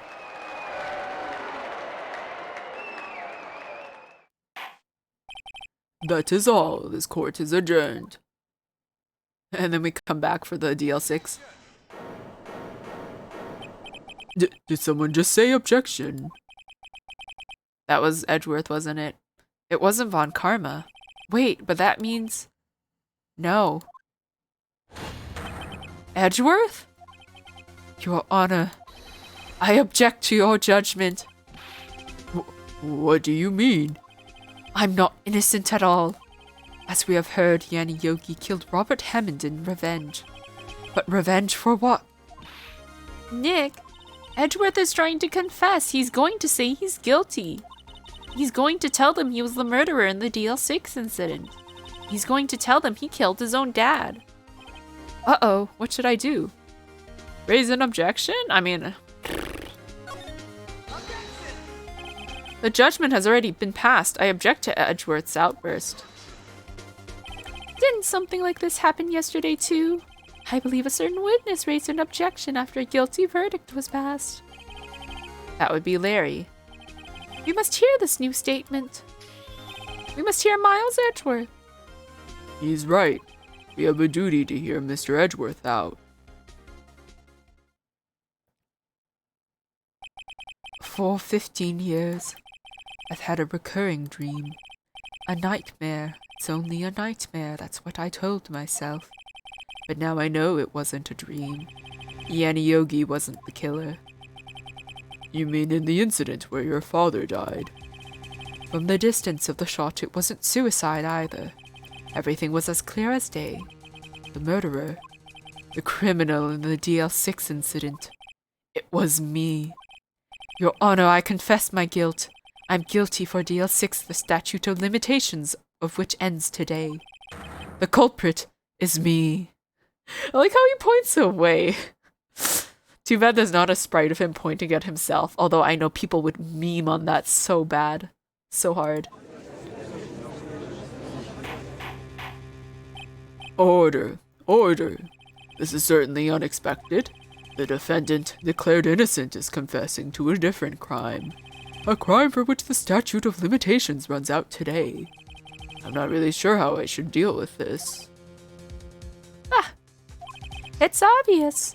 We should hold a trial right here, right now.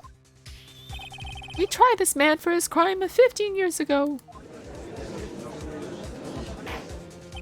I wonder how that works. Like, if you committed a crime when you were a kid and then you got tried for it later, do you get tried as an adult or tried as a kid because you were a kid when you committed it? I think I would like to take a 5-minute recess. During this time, I will consider the appropriate course of action to take. Court is adjourned.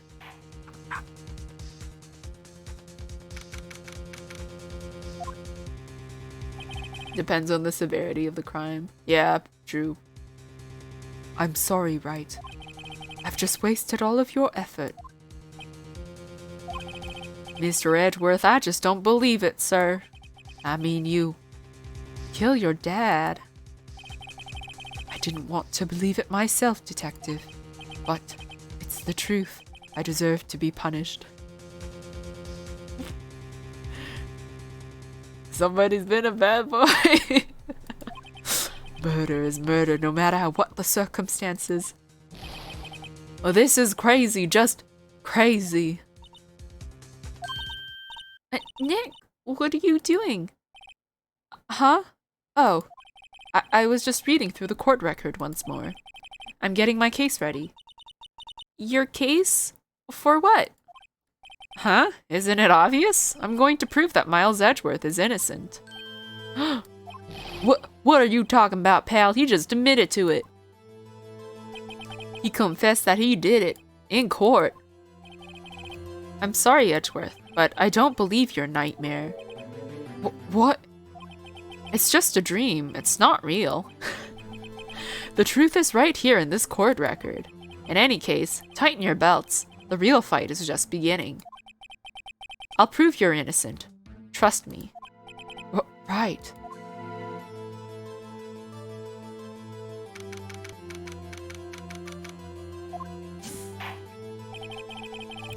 Now then, I would like to resume our trial. Judge, Miles Edgeworth has admitted his own guilt. He has confessed his crime. Let us begin by hearing his testimony. Then, though pointless, let the defense do their cross-examining. The statute of limitations on the DL6 incident runs out today. Though it's unconventional for me, I'd like to run this one by the book. I see. Does the defense have any objections? No, Your Honor. Von Karma, you knew this was going to happen from the very beginning, didn't you? Very well. Will Miles Edgeworth take the stand? Will the witness state his name and profession? Miles Edgeworth. I'm a prosecuting attorney. Mr. Edgeworth, 15 years ago you mistakenly killed your father, Gregory Edgeworth. Is this correct? It is correct. Then testify about this matter to the court. When Edgeworth was telling me about his dream yesterday, I noticed something. One detail didn't quite fit. That will be the key, but only if I can get it to work. Please, please. Okay, what is this thing? Because I don't have a clue. Hey, let me look at the court record. What do I have about his dream that doesn't make sense? He threw the gun. But, I mean, DL6, photograph the scene murder, still bears clear ballistic markings from his heart. How did it shoot him in the heart if he threw the gun, though? Let me check this. Depleted of oxygen, no clues found. Trapped in elevator, 1 bullet found in heart. The murder weapon was fired twice. Fired twice. How did it fire twice if it was thrown? I guess. That's what it would be. That day I'd gone to the courtroom to observe one of my father's trials. As we went to leave, an earthquake struck, trapping us in the elevator. My father and Mr. Yogi lost their composure and began to argue. Just then, something heavy fell at my feet. I picked it up and threw it at Mr. Yogi. I wanted them to stop fighting. A moment later, there was a single gunshot, then a scream. It was a terrible scream. I remember it to this day. That's all. And until now, you thought this memory was a dream. We were stuck in that elevator for 5 hours. The oxygen in the elevator ran out and I lost my memory of the events. The same claim Mr. Yogi has made.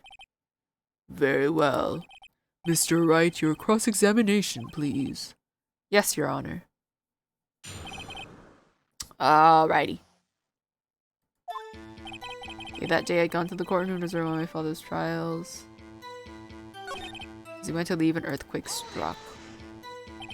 So there were 3 people, including yourself, trapped in that elevator. Yes, myself, my father, and Yanni Yogi. We were fine at first, but then as time passed, no one came to help. My father was okay. What did you do then? I was a 9-year-old boy at the time. What could I do? I was scared, trembling in the corner. But then... Just then something heavy fell at my feet. I'm gonna just save here.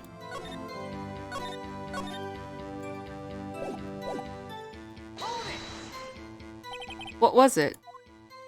A pistol. I assume it was the bailiff Yanni Yogi's. The safety must have come off when it fell from his holster. And you picked it up. What happened next? I picked it up and threw it at Mr. Yogi. One of them stopped fighting. Did you know it was a pistol when you threw it? I think I knew. I knew it was dangerous. But the air was getting so thick I panicked. So you're saying that you threw the pistol at Mr. Yogi? I was in a daze. A moment later, there was a single gunshot, then a scream. The gun fired once. Yes. I think after I threw it, I lost consciousness. Since then, they've echoed in my head every day. Oh, so that first gunshot obviously didn't hurt anybody. Somebody came, picked up the gun, and ba-bam! Killed his dad. That gunshot and that horrible scream. The scream. It's a terrible scream, I remember to this day. To this day, yes, I can practically hear it now. I doubt I will ever forget that scream as long as I live. Sorry, I had one of those thoughts. Somebody please bonk me with a baseball bat. It was, you know, all you have to do is replace that scream with another scream. Wink wonk. Wink wonk. There it is. One part of that testimony clearly contradicts the evidence, but I don't know what it means. Oh, come on. Am I wrong? Okay, so the gunshot once, but it's supposed to shot twice. Single gunshot. Where was it that said it was shot twice? I think it was here. I need to double check. The murder weapons fired twice. Okay, victim data. Present. Are you sure you only heard one gunshot? Yes, I'm sure of that. I heard the shot and the scream. Then everything faded. I was unconscious until the rescuers came. I see. No, Your Honor. Unfortunately, you don't. Look at this file one more time. This plainly contradicts the witness's testimony. You do enjoy dragging out that file, don't you? I don't accept this evidence unless you can tell us what page it's on. Which page contradicts Miles Edgeworth's testimony? Why he always gotta be like that? Tell me what page, what sentence, what line number this contradicts. What are we reading? A Shakespeare play? It was victim data. Look at the victim data in this file. It says it quite plainly. The murder weapon was fired twice. Miles Edgeworth only heard one gunshot, yet the murder weapon was fired twice. The first shot was the accidental firing when the pistol was thrown. So, who fired the remaining shot?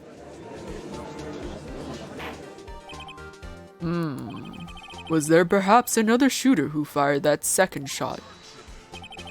Your Honor, as I'm sure you're aware, this incident occurred 15 years ago. The evidence is dated. The pistol did fire twice. However, we do not know when that second shot was fired. It might have been fired the day before the incident. There is no proof that the second shot had anything to do with this incident. What? I see, I see. You do have a point, Mr. Wright. The murder weapon was fired twice, as we have heard. One of those shots was fired by the defendant, a boy at the time. Do you have any proof that the other shot fired had something to do with the case? Oh, that the other shot fired.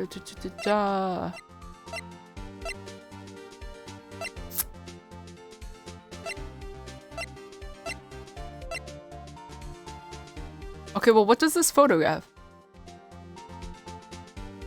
Okay, one was a window, and one is in his heart. So it's this picture. It's this picture.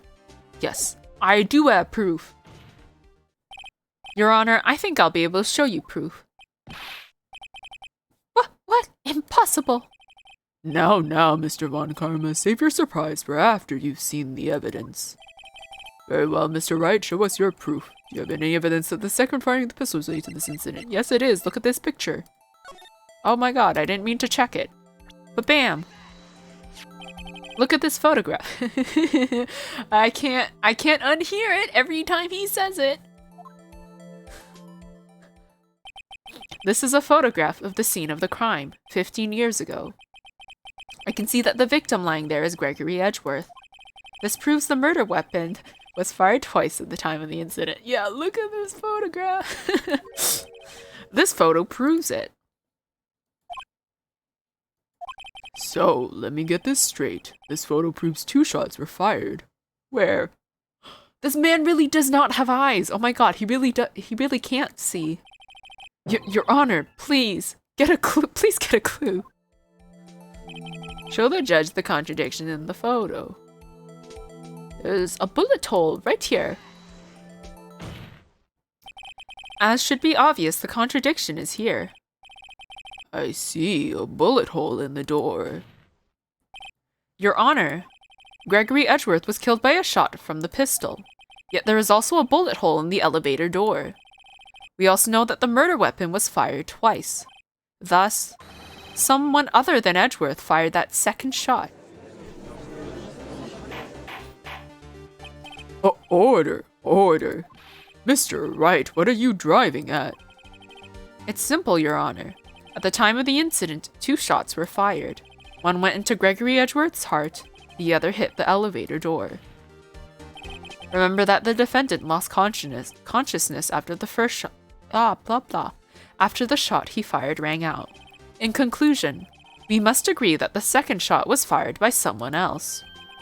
Mr. Wright, but who could that someone else be? The murderer, of course.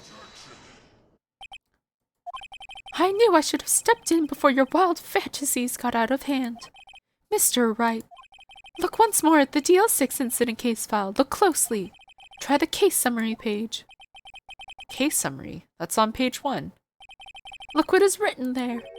Not a single clue was found on the scene. If the pistol had indeed been fired 2 times, then the other bullet would have been discovered on the scene. No, it fucking wouldn't. It would have fired out of the elevator. Are you dumb? He does have a point. That second bullet has never been found. Why? Because the second bullet does not exist. Because it... I can't believe this is happening. He's gaslighting me.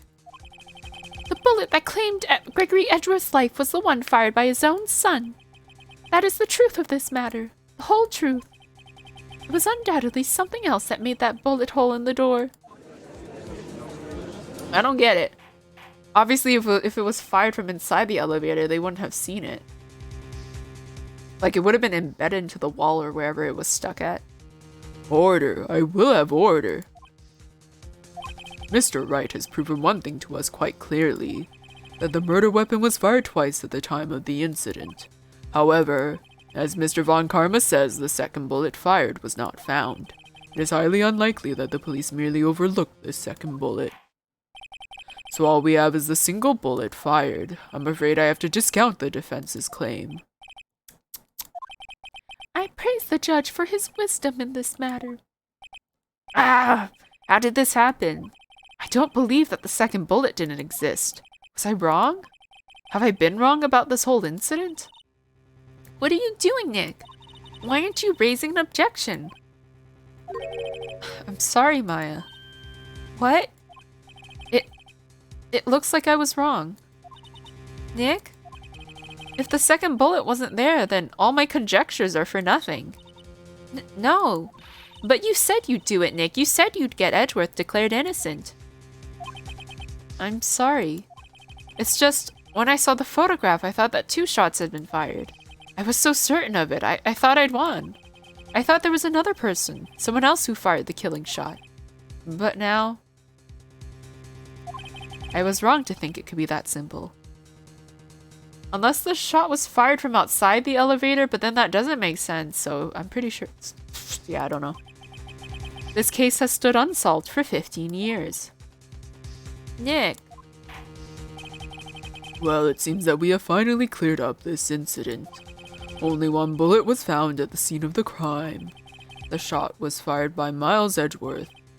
Precisely. I would like to ask one thing of Miles Edgeworth before passing my verdict. Have you been paying attention to the trial so far? Yes, Your Honor. Do you have any objections? No, I do not.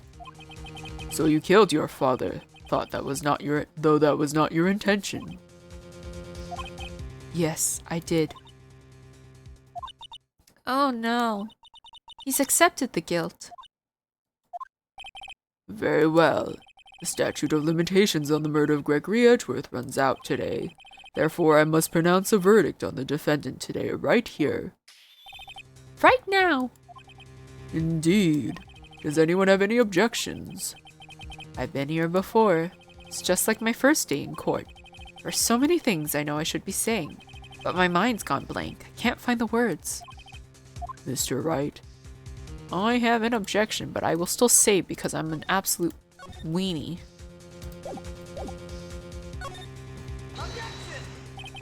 Your Honor, I object. Mr. Wright, on what grounds do you object? Nick? I don't know. His case is perfect. Oh no. It must exist. Oh, this is me. It must exist. The second bullet. What? What did you just say? Nothing. The second bullet must exist. But where? Someone took it. Oh, that makes sense. It seems waiting is not going to produce us any answers from Mr. Wright. We have a metal detector, do we not? Oh my god, Mr. Von Karma! Come over here. Airport security. Beep beep boop boop. What's this? Wait, Your Honor. I can't believe the metal detector's making a comeback. I can't fucking believe it. Also, how fucking stupid would he have to be to bring the second bullet with him? The second bullet, it existed. What? But we've just heard proof that it did not exist. I realize that, Your Honor. I'm really grasping here. It's just someone took it from the scene of the crime. That's what happened. But who? The murderer. The murderer? Then tell us, just who is this murderer? I'm still thinking about that one. So the criminal took the second bullet, but why? Huh? First of all, how would they have found it? It's not easy to find a stray bullet, Mr. Wright. Was there some pressing need for the murderer to search for that bullet? The murderer had to find it. Of course there was a need. That's why they took it.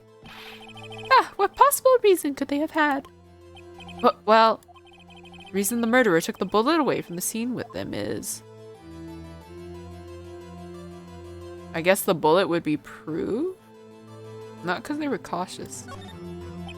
Or maybe they thought that the bullet would be used as proof. Proof? It was a special bullet, so they took it with them. If that was the case, then they should have taken the bullet from inside Gregory as well. Huh? Why would they only take one of the 2 shots fired? Oh, right.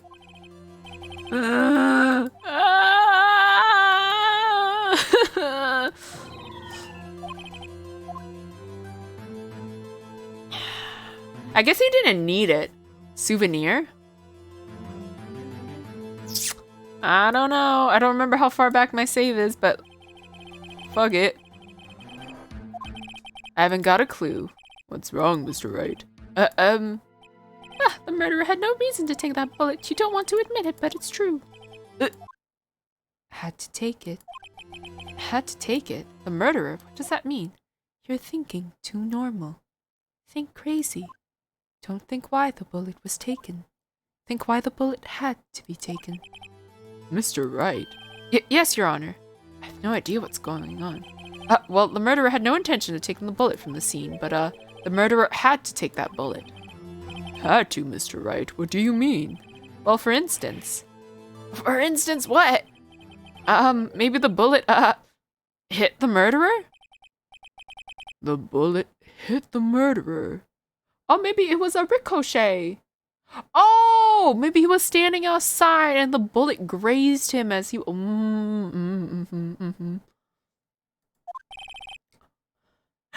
you imagine the bullet is still in Von Karma's fucking arm and we take a metal detector and his arm is beeping?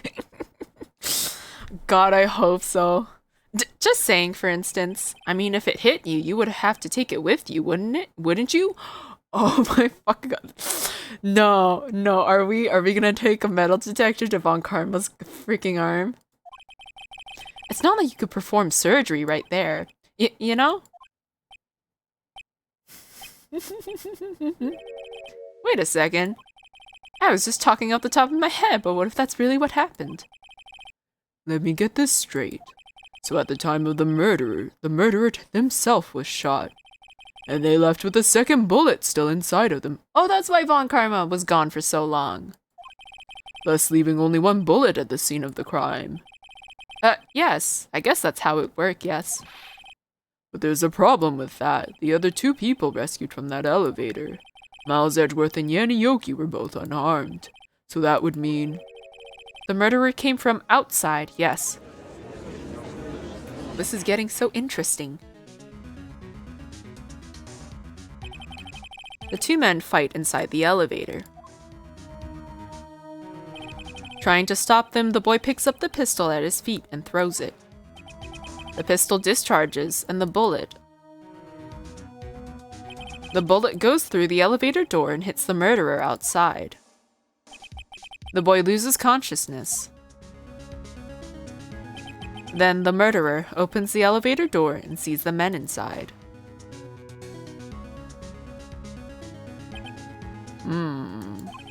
Mr. Wright, you are truly the most unpredictable defense attorney I've ever known. I can tell you're grasping, yet I cannot deny the possibility of what you say. What are you saying? Deny it! Deny it! No one involved with the incident was wounded. There was no murderer. No one was wounded at the time of the incident. He's right. I can't think of anyone. Hey, Nick. Huh? I just thought of something really crazy. Crazy? Remember what Mr. Grossberg said yesterday? Gregory Edgeworth dealt a blow to his perfect trial record. Wow. It must have been quite a shock for Von Karma. He took a vacation for several months after that, you see. Yes, an unusual event for the man. That was the first and the last vacation he's taken in his many years of prosecuting. Well, what if Von Karma didn't take that vacation because of shock? But took it because he was injured. Which would mean... It could only mean one thing. He was the murderer in the DL6 incident. He was the man who shot Gregory Edgeworth. It was Von Karma. Oh, man. Something wrong, Mr. Wright. You seem dazed. No, Your Honor. Well, you have indicated the possibility that the murderer came from outside. Can you give us the name of your suspect? Uh-oh. Listen, if a man destroys your perfect streak, you just gotta kill him, I guess.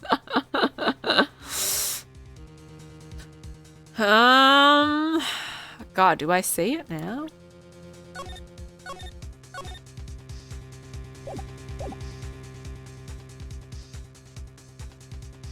I mean, why not? Your Honor, there is a suspect. One lone suspect. Well, this is certainly interesting news. Very well, Mr. Wright. Who is your suspect? My hands are shaking. What? Von Karma. Von Karma?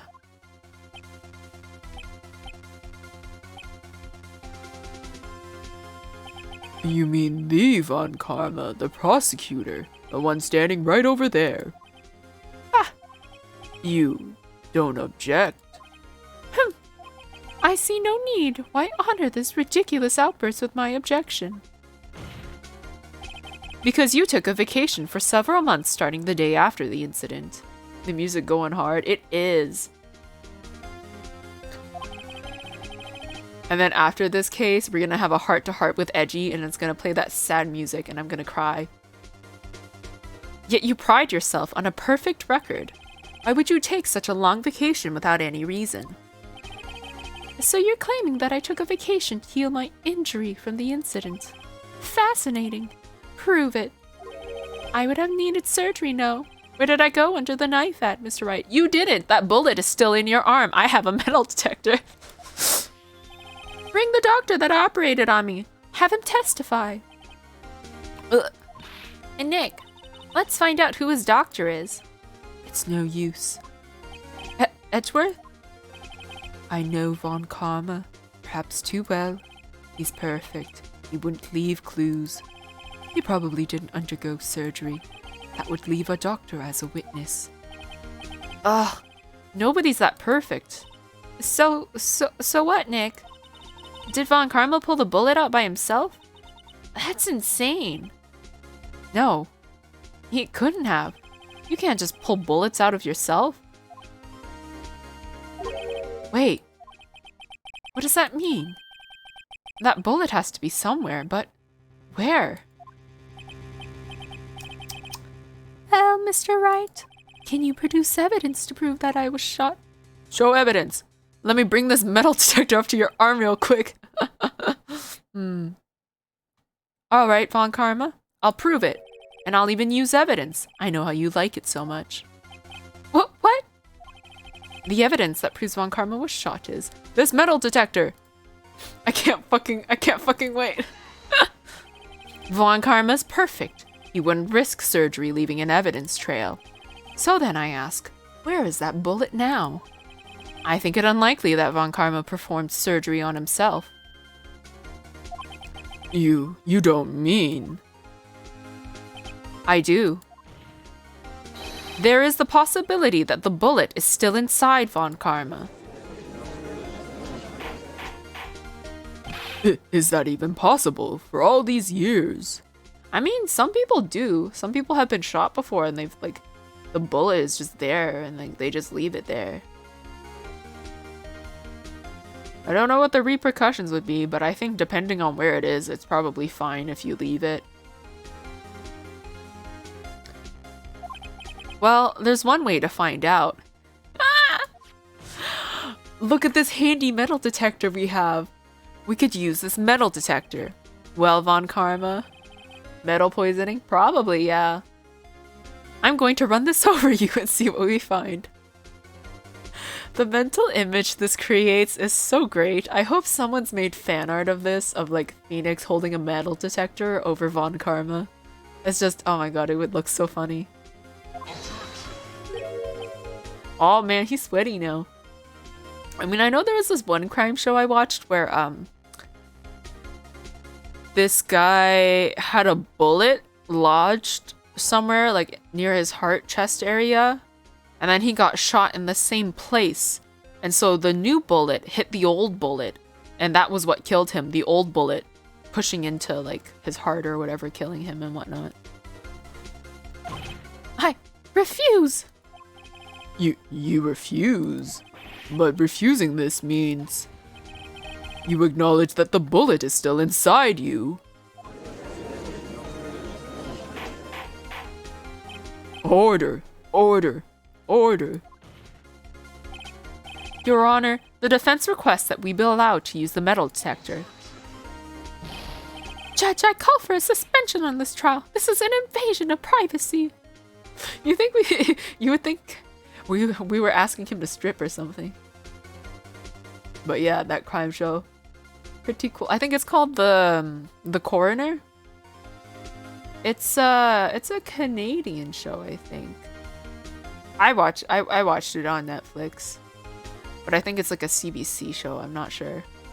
Very sad though. They don't seem to be like continuing the show. The statute of limitations runs out on this case today. It was you who said we had to end it right here, right now. Enough! I permit the use of the metal detector. Mr. Von Karma, you will submit yourself to testing. Nick, what does this mean?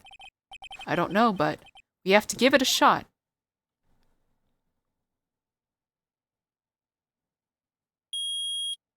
Oh, shit! It reacted. Something's in his right shoulder. The bullet. Mr. Von Karma? You. It was you. I was afraid this would happen, and so I remained silent. Indeed, there is a bullet in my shoulder. However, it has nothing to do with this incident. What? I was shot in the shoulder long before the DL6 incident. I claim that the bullet in my shoulder has no relation to DL6. But Mr. Von Karma, can you prove that? Prove? I have no obligation to prove anything. It is Mr. Wright who must prove something here, not I. Mr. Wright? Well, can you prove it? Can you prove that the bullet in Von Karma's shoulder was from DL6? Of course he can't. You don't have any of the DL6 evidence. Ah ho! That's because you took it out of the records room yesterday. With no proof, you cannot convict me of any crime. So sorry, Mr. Wright. No, I'm the one who's sorry, Mr. Von Karma. What? You were close, one day away from freedom. But you see, I have proof. What? Who would have thought you would dig your own grave trying to convict Edgeworth? I can link that bullet in your shoulder to the DL6 incident. And here's my final proof. Woo, the little DL6 bullet. That's a bullet? Where did you get that? This is the bullet used in the DL6 incident. This was taken from the heart of the victim, Mr. Gregory Edgeworth. The bullet is preserved quite nicely with all the ballistic markings intact. Ballistic markings. You may recall the term. It came up in the first trial 2 days ago. Ballistic markings are the fingerprints of a weapon. All bullets fired from a gun are marked with that weapon's unique pattern. By examining the markings, you can tell which weapon fired the bullet. It's quite accurate. We have 2 bullets in our possession. One, the bullet removed from Gregory Edgeworth's heart. The other, Mr. Von Karma, is the bullet buried in your shoulder. We could analyze both bullets. Then if the markings matched, we would know that both bullets had been fired from the same gun. The very same pistol, in other words, the murder weapon that killed Gregory Edgeworth. Mr. Von Karma, you will let us remove the bullet from your shoulder. Then we'll compare the ballistic markings to those on this bullet. And solve this case once and for all. Well, Mr. Von Karma?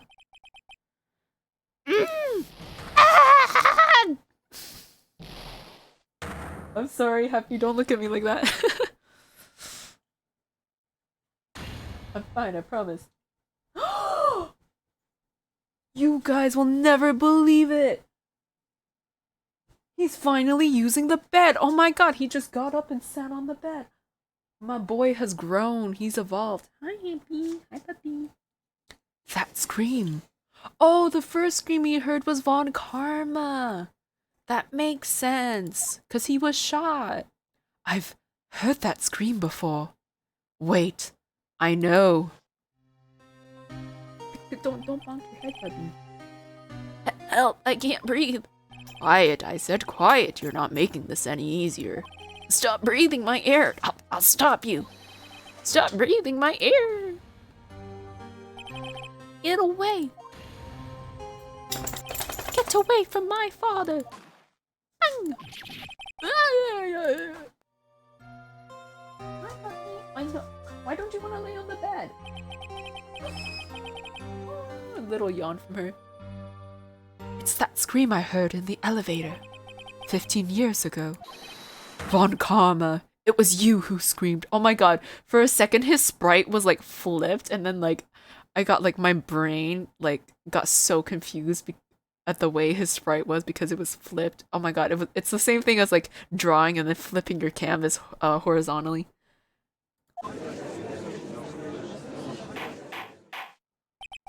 Mr. Von Karma. Oh man, I'm not replicating that. Only you would dare defy me. So, it was you. You and your father are my curse. Oh my god, this man's really going at it. Your father shamed me with a penalty on my record. And you left a scar on my shoulder that would never fade. I'll bury you. I'll bury you with my bare hands. Death! Death! 15 years earlier.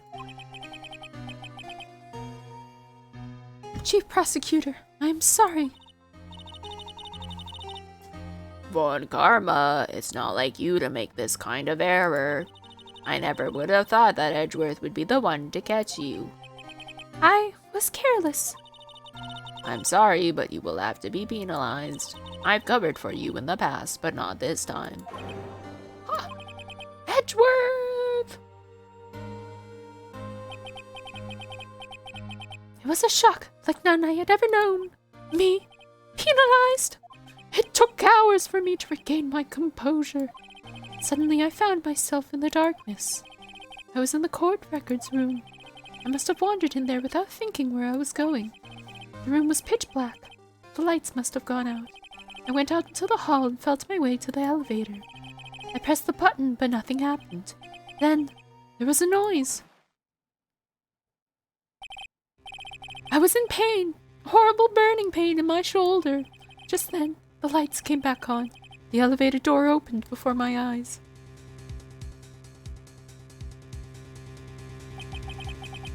I saw 3 people inside, all lying unconscious from oxygen deprivation. Much to my surprise, a pistol lay at my feet. I knew then it was destiny. Ooh. I like the reuse of that. In his last moments, Gregory Edgeworth was still unconscious. He died, never knowing who had shot him. Later he spoke through a medium blaming Mr. Yogi. He was fooled. It was the perfect crime.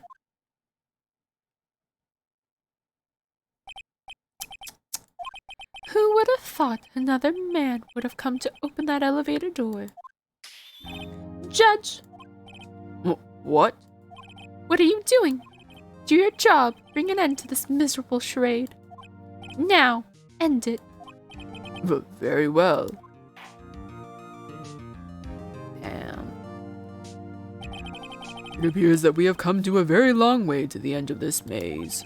15 years later. Mr. Miles Edgeworth? Yes, Your Honor. You were innocent. You are innocent. As you said, it was all a nightmare. Yes, Your Honor. This court finds the defendant, Mr. Miles Edgeworth, not guilty. Woohoo! Confetti!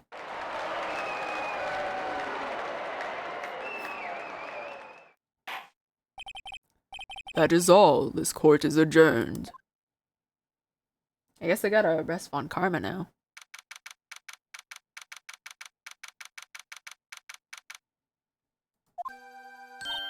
Nick, we did it.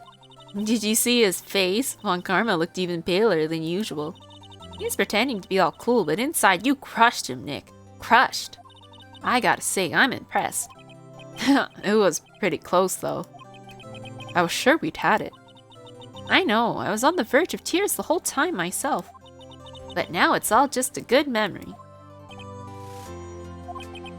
So, it's finally over, Edgeworth. Right.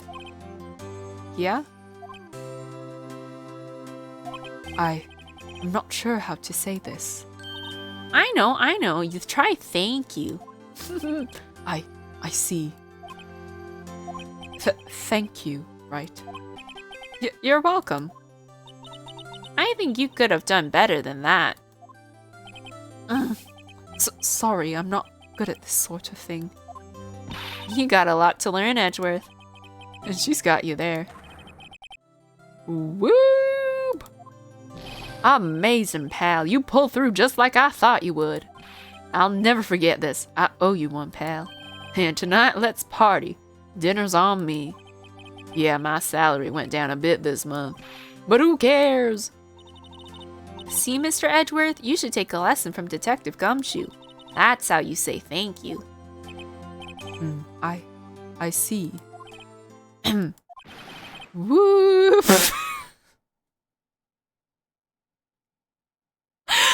Oh my god, and he says that with that serious face. Bro, I can't. He is so precious, we have to protect him. I feel foolish. Don't worry, take it a little at a time. You'll get used to it. It's been 15 years since I've seen Edgeworth this unguarded. Hey, y'all. Lotta. Y'all were great in there. Thank you. Yo, Edgeworth, congrats. Thank y'all very much. I knew you were innocent from the start, of course. Just look at you. You wouldn't even stick your hand in the cookie jar even if no one was there. You were the witness on the first day of the trial, weren't you? Yeah, well, let bygones be bygones, eh? Speaking of which, what are you doing now, Lotta? Who, me? Oh, I went back to college. I gave up trying to be an investigative photographer pretty quick. Really? That's too bad. Huh? Isn't that the hot dog guy from the park? Huh? It's over, Nick. My life is over. Why the sad face, Larry? What happened now? Oh, Nick, I'm not long for this world. You don't look sick. It's Beyonce. She's going to live in Paris. Paris, Nick. She's leaving me behind. Should have seen that coming. Yo, Edgy, there you are. Yes, here I am. Congrats, Edgy. Here, a little gift from me in celebration. Celebration? That's unusual for you. Airy butts. You come along tonight too, my treat, pal. Huh? Thanks. Looking forward to it. Yo, Nick. That's the suit that questioned me. When he says treat, that's not police talk, prison food, right? Right? I think you'll be fine, Larry. Right. Yeah? What's up? That envelope that Larry gave me, it's got money in it. Well, yeah, that's not strange. People give money away to celebrate sometimes. It's $38, right? Huh. What a weird amount. I mean, it's not a little, but it's not a lot either. His face is like, I can't believe you're so stupid. $38 exactly? Nick!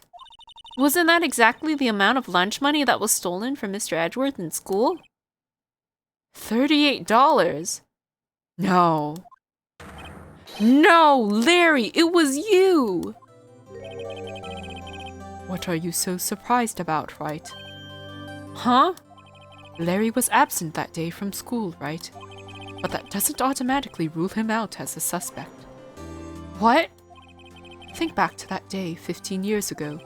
Larry took the day off, but he was bored, so he came into school anyway. Then he saw the money lying there, and the rest is history. I never was good at history. Edgeworth, you didn't know, did you? I suspected. I just couldn't picture Larry protecting you like he did that day. Everyone else was saying you did it. The whole class was against you, remember? Yeah, too well. Right, you may not know this, but we used to have a saying back in school. When something smells, it's usually the butts. I know. Really, Wright, I'm surprised you didn't figure it out. Well, that sure is an unexpected turn of events, eh? Edgeworth? You should have told me. Now, Nick, it was 15 years ago. Don't you think the statute of limitations has run out, Mr. Edgeworth? I'd say so, yes. There you have it. Where does that leave me? I became a defense attorney because of what you two did. Well, you have always been something of an insufferable emotionalist. Yeah, and you get worked up too easily, too. Death! The death sentence for both of you. Man, if only I'd known, I'd have become a prosecutor. The same goes for me, only the other way around. For the longest time, I thought that I might have killed my own father. I thought I might be a criminal. I became a prosecutor in part to punish myself. If I'd known the truth, I might have become a defense attorney after all. Edgeworth. Want to switch, Wright? Hey, y'all, line up. I'll take a photo. Hey, photo time. Let's go. Oh my god. Can you imagine, though? Swap AU. Phoenix is the prosecutor. Miles is the defense. And after that, dinner on me. Detective Gumshoe took us out on the town that night. We celebrated Edgeworth's newfound freedom, even though Edgeworth himself was still in detention. Oh.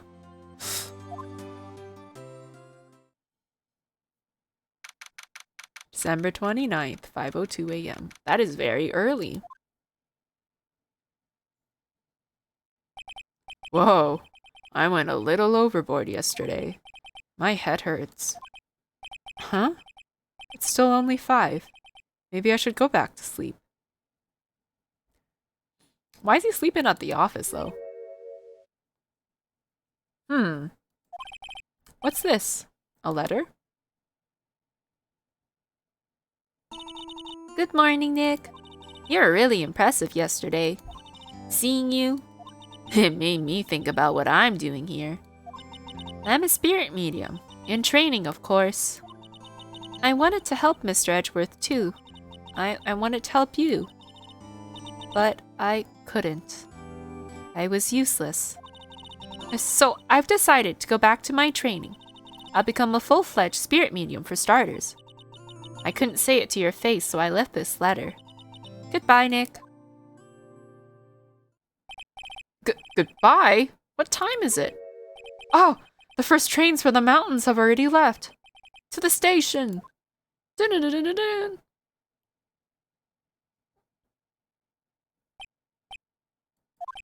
I guess I'm too late. Hey! Nick! Maya. So, you're leaving? Yeah. It's hard being a spirit medium who can't talk to spirits. And I think you'll do fine without me, Nick. Be good, okay? Oh, there we go. Wait! What? I never could have saved Edgeworth without your help. Huh?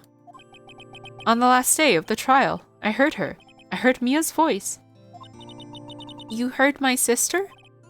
Yes, only her voice, but still. It was at the very end when I thought we'd lost everything. Well, that's my sister for you. Detective Gumshoe helped, and Mr. Grossberg, and even Larry. I'm the only one who couldn't help. I was useless, Nick. But you were the one who stopped Von Karma, Maya. Huh? I didn't do anything. All I did was wander around in a daze. Sorry, but I have evidence that you helped. Evidence? Show Maya some evidence to cheer her up. You got the bullet. A bullet? Von Karma was convinced he had taken all of the evidence pertaining to DL6. But you were the one who rescued the last piece of evidence we needed. This was the bullet that put an end to Von Karma. And you were the one who gave it to me. Nick. Thanks, Maya. I couldn't have done it without you. I'll be back soon. Huh? I'm going to complete my training and come back. Okay. I'll be waiting. Of course you will. You can't run that office by yourself. You're hopeless. I don't know about that. So, this is it. See you soon, Maya.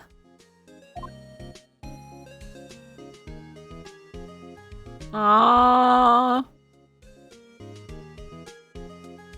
Thanks, Nick.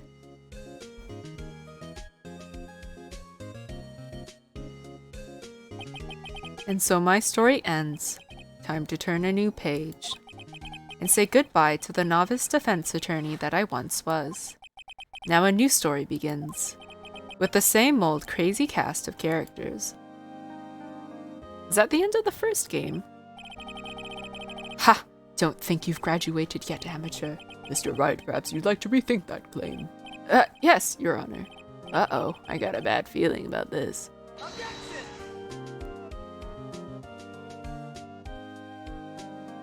Ooh, okay, so I guess that is the end of the first game. Technically, but there is another case? Oh, I see. Hey pal, Mr. Edgeworth came down to the precinct to wish me a happy new year. Talk about a pleasant surprise. Whoop, Detective Gumshoe. Then he hung his head low and went right back outside. Kinda like he was embarrassed or something. Strange, huh? I can't believe Edgeworth is whooping.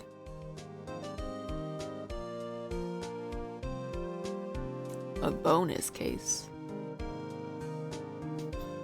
Huh? Nick? No, I haven't seen him lately. Who, me? I've been working at Cheese Shop. And that Missy's a nice lady, but she's not exactly what you'd call a cheap date. Huh? Oh, she's in Hawaii right now, yeah. Oh, Larry.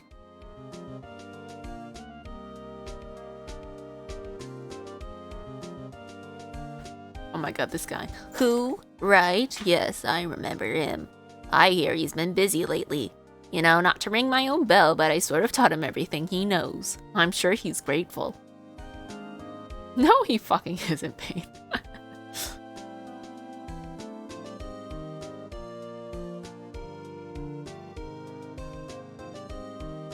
Oh my god, this guy. Phoenix Wright. Ah, the defense attorney for whom I wrote that affidavit for, yes. Oh, you should know I've taken over management of the Gatewater Hotel recently. Should you be in the area, please stop by. Did his murder hotel take off?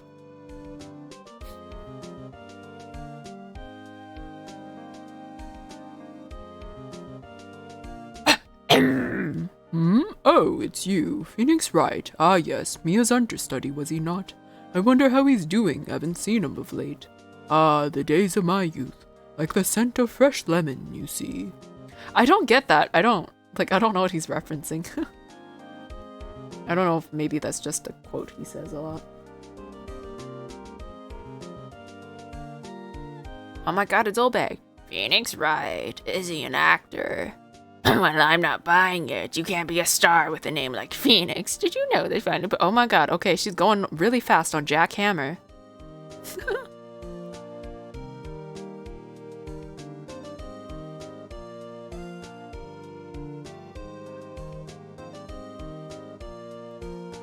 I'm pleased to announce The Pink Princess is a hit. I sure owe that Mr. Wright a great deal. Oh, and I'm keeping my face out of the public eye till the show's over. Wouldn't want to ruin any kid's dreams, you know.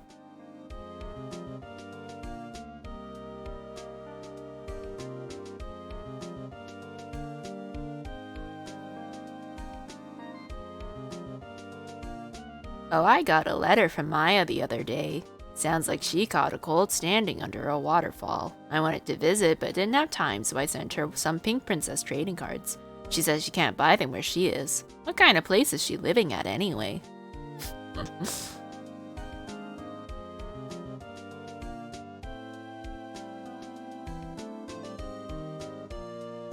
Oh my god, it's Cody Atkins. Right? Who's that? You wanna talk? Let's talk Pink Princess, alright. But, you know, I snuck into the studio the other day. I saw her. The one inside the Pink Princess suit. Ugh, what a dog. That was kind of a shock for a boy of my tender age. Oh, Cody never fails. Cody always delivers. Heartbroken at, like, grade school. Yeah, I remember, right, Laura guy? Me, I'm in training to become a paranormal photographer. You know that picture I took of everyone? Well, just behind them, there's a ghost. For real. Now that's talent. I'm gonna be famous. Oh my god, what if it's Mia?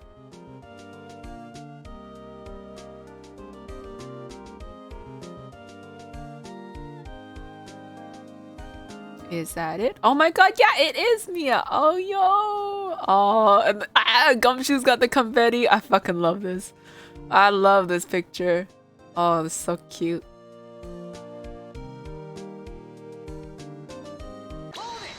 Oh. Rise from the ashes. I guess this is the bonus case? Or is that the... Or is that the first one for this? No? Okay, that is the bonus one.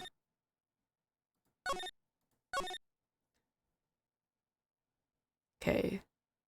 Well, maybe I'll do a little bit of that and then end the stream. I gotta wake up early tomorrow. Ooh, what is this? Oh, shit, we fancy now.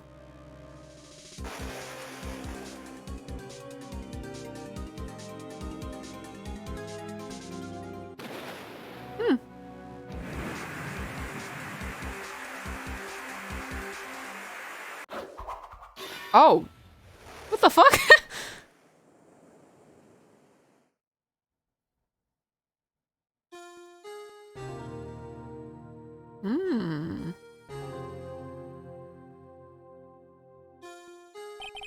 It's been 2 months since Maya left the office.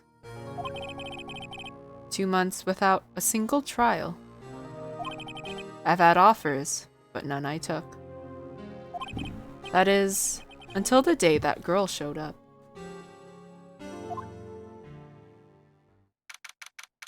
February 22nd, 10:02 a.m. Wright & Co. Law Offices.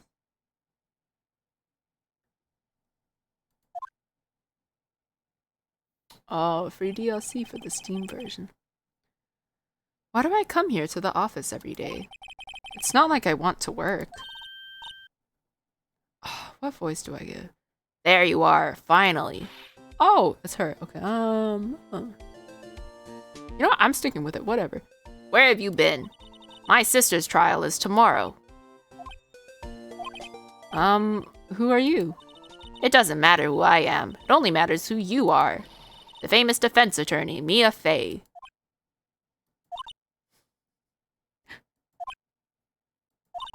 Oh, you're not Mia Fey, are you? I'm sorry, but Miss Mia Fey no longer works here. So you are the coffee boy. I'm Phoenix Wright, a defense attorney. Right. Wait. You're the Phoenix Wright? The Phoenix Wright from the Edgeworth murder case? Yes, that's correct. It wasn't Edgeworth who was murdered, though. That's a relief, then. You're better than nobody. I'm sorry, I'm afraid I'm not taking cases right now. But you are Phoenix Wright, right? The undefeated defense attorney? Look, I'm not accepting any new cases. I'm sorry, but you'll have to try elsewhere. Please, I'm out of time. But, please, you have to help. It's my sister. Oh, flashbacks. Funny how they look like foils of each other, character design-wise. Maya, could it be? You know what? They completely are. Their designs are, like, practically almost the same. Oh my god. Huh. Okay. I'll hear you out. Really? Thank you so much. My name's Emma. Emma Sky. I'm a scientific investigator. Scientific investigator. Emma. Emma, was it? So you're a scientific investigator? Yes, that's right. Is something wrong? No, it's just you seem kind of jumpy, or maybe just young? Young? I'll be 16 years old this year. Oh, I see. Wait, only 16? I'm set to be formally assigned to forensics in 3 more years. My work is becoming quite well known, at my age, no less. So what exactly is your current position then? Well, legally speaking, I guess you'd call me an 11th grader. But I'm ready to do my job at my age, no less. Great, another future professional in training. So what's this about a case? You said the trial's tomorrow? My sister didn't do it. She wouldn't stab someone with a knife. She wouldn't. So it's a murder case. I don't care if there's a witness who saw her do it. She didn't do it. I know she didn't do it. It's a scientific fact. And there's a witness. Just talk to her. You have to talk to her. Right, I suppose I will. I promised her I'd bring Mia Fey, but... That's interesting. How would she know Mia? So you want to be a scientific investigator when you grow up, then? Excuse me? I'm not a child, I'll have you know. Still, it's good to have a goal, albeit a very unusual one. I believe investigations should be done scientifically. Don't you? Yeah. Sure, can't fault her for lack of enthusiasm. If this case is handled scientifically, I'm sure my sister's name will be cleared. Your sister? I've been doing research, you know. I'm developing a new scientific method of case investigation. I'll show you when I'm done. I'm looking forward to it. Guess I should get down to the detention center and talk to her sister. My sister asked for Mia specifically. This Mia Fey person was a few years below her in high school. So they went to the same school, huh? She always told me to go to Mia if I ever needed a defense attorney. And, well, I need one. Incidentally, Mia is a woman. Now that you mention it, I guess it is more of a woman's name than a man's. Well, it's nice of you to help your sister out like this. You must be close. Well, actually, when she gets like she is now, I kind of hate her. Huh? But she's my only family. Your only family? What about your parents? They died in a car accident when I was little.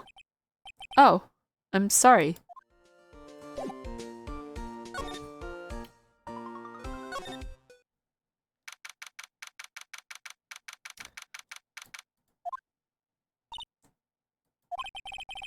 I wonder what's wrong with Emma.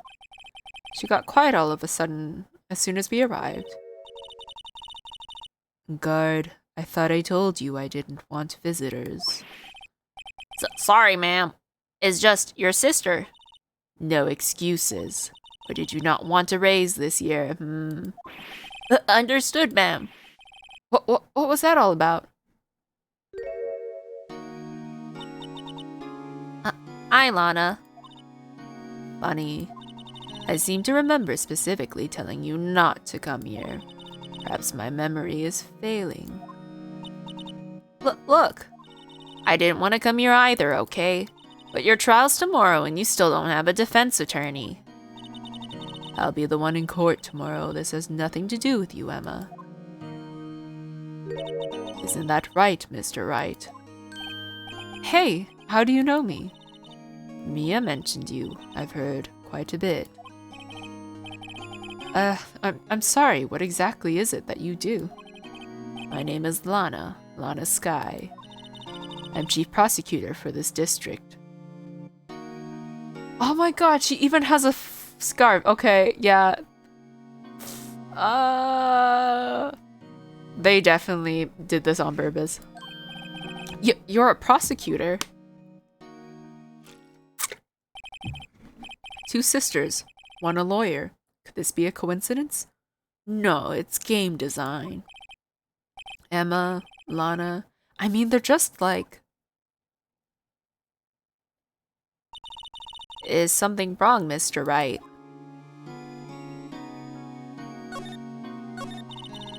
There's something you should note from the start.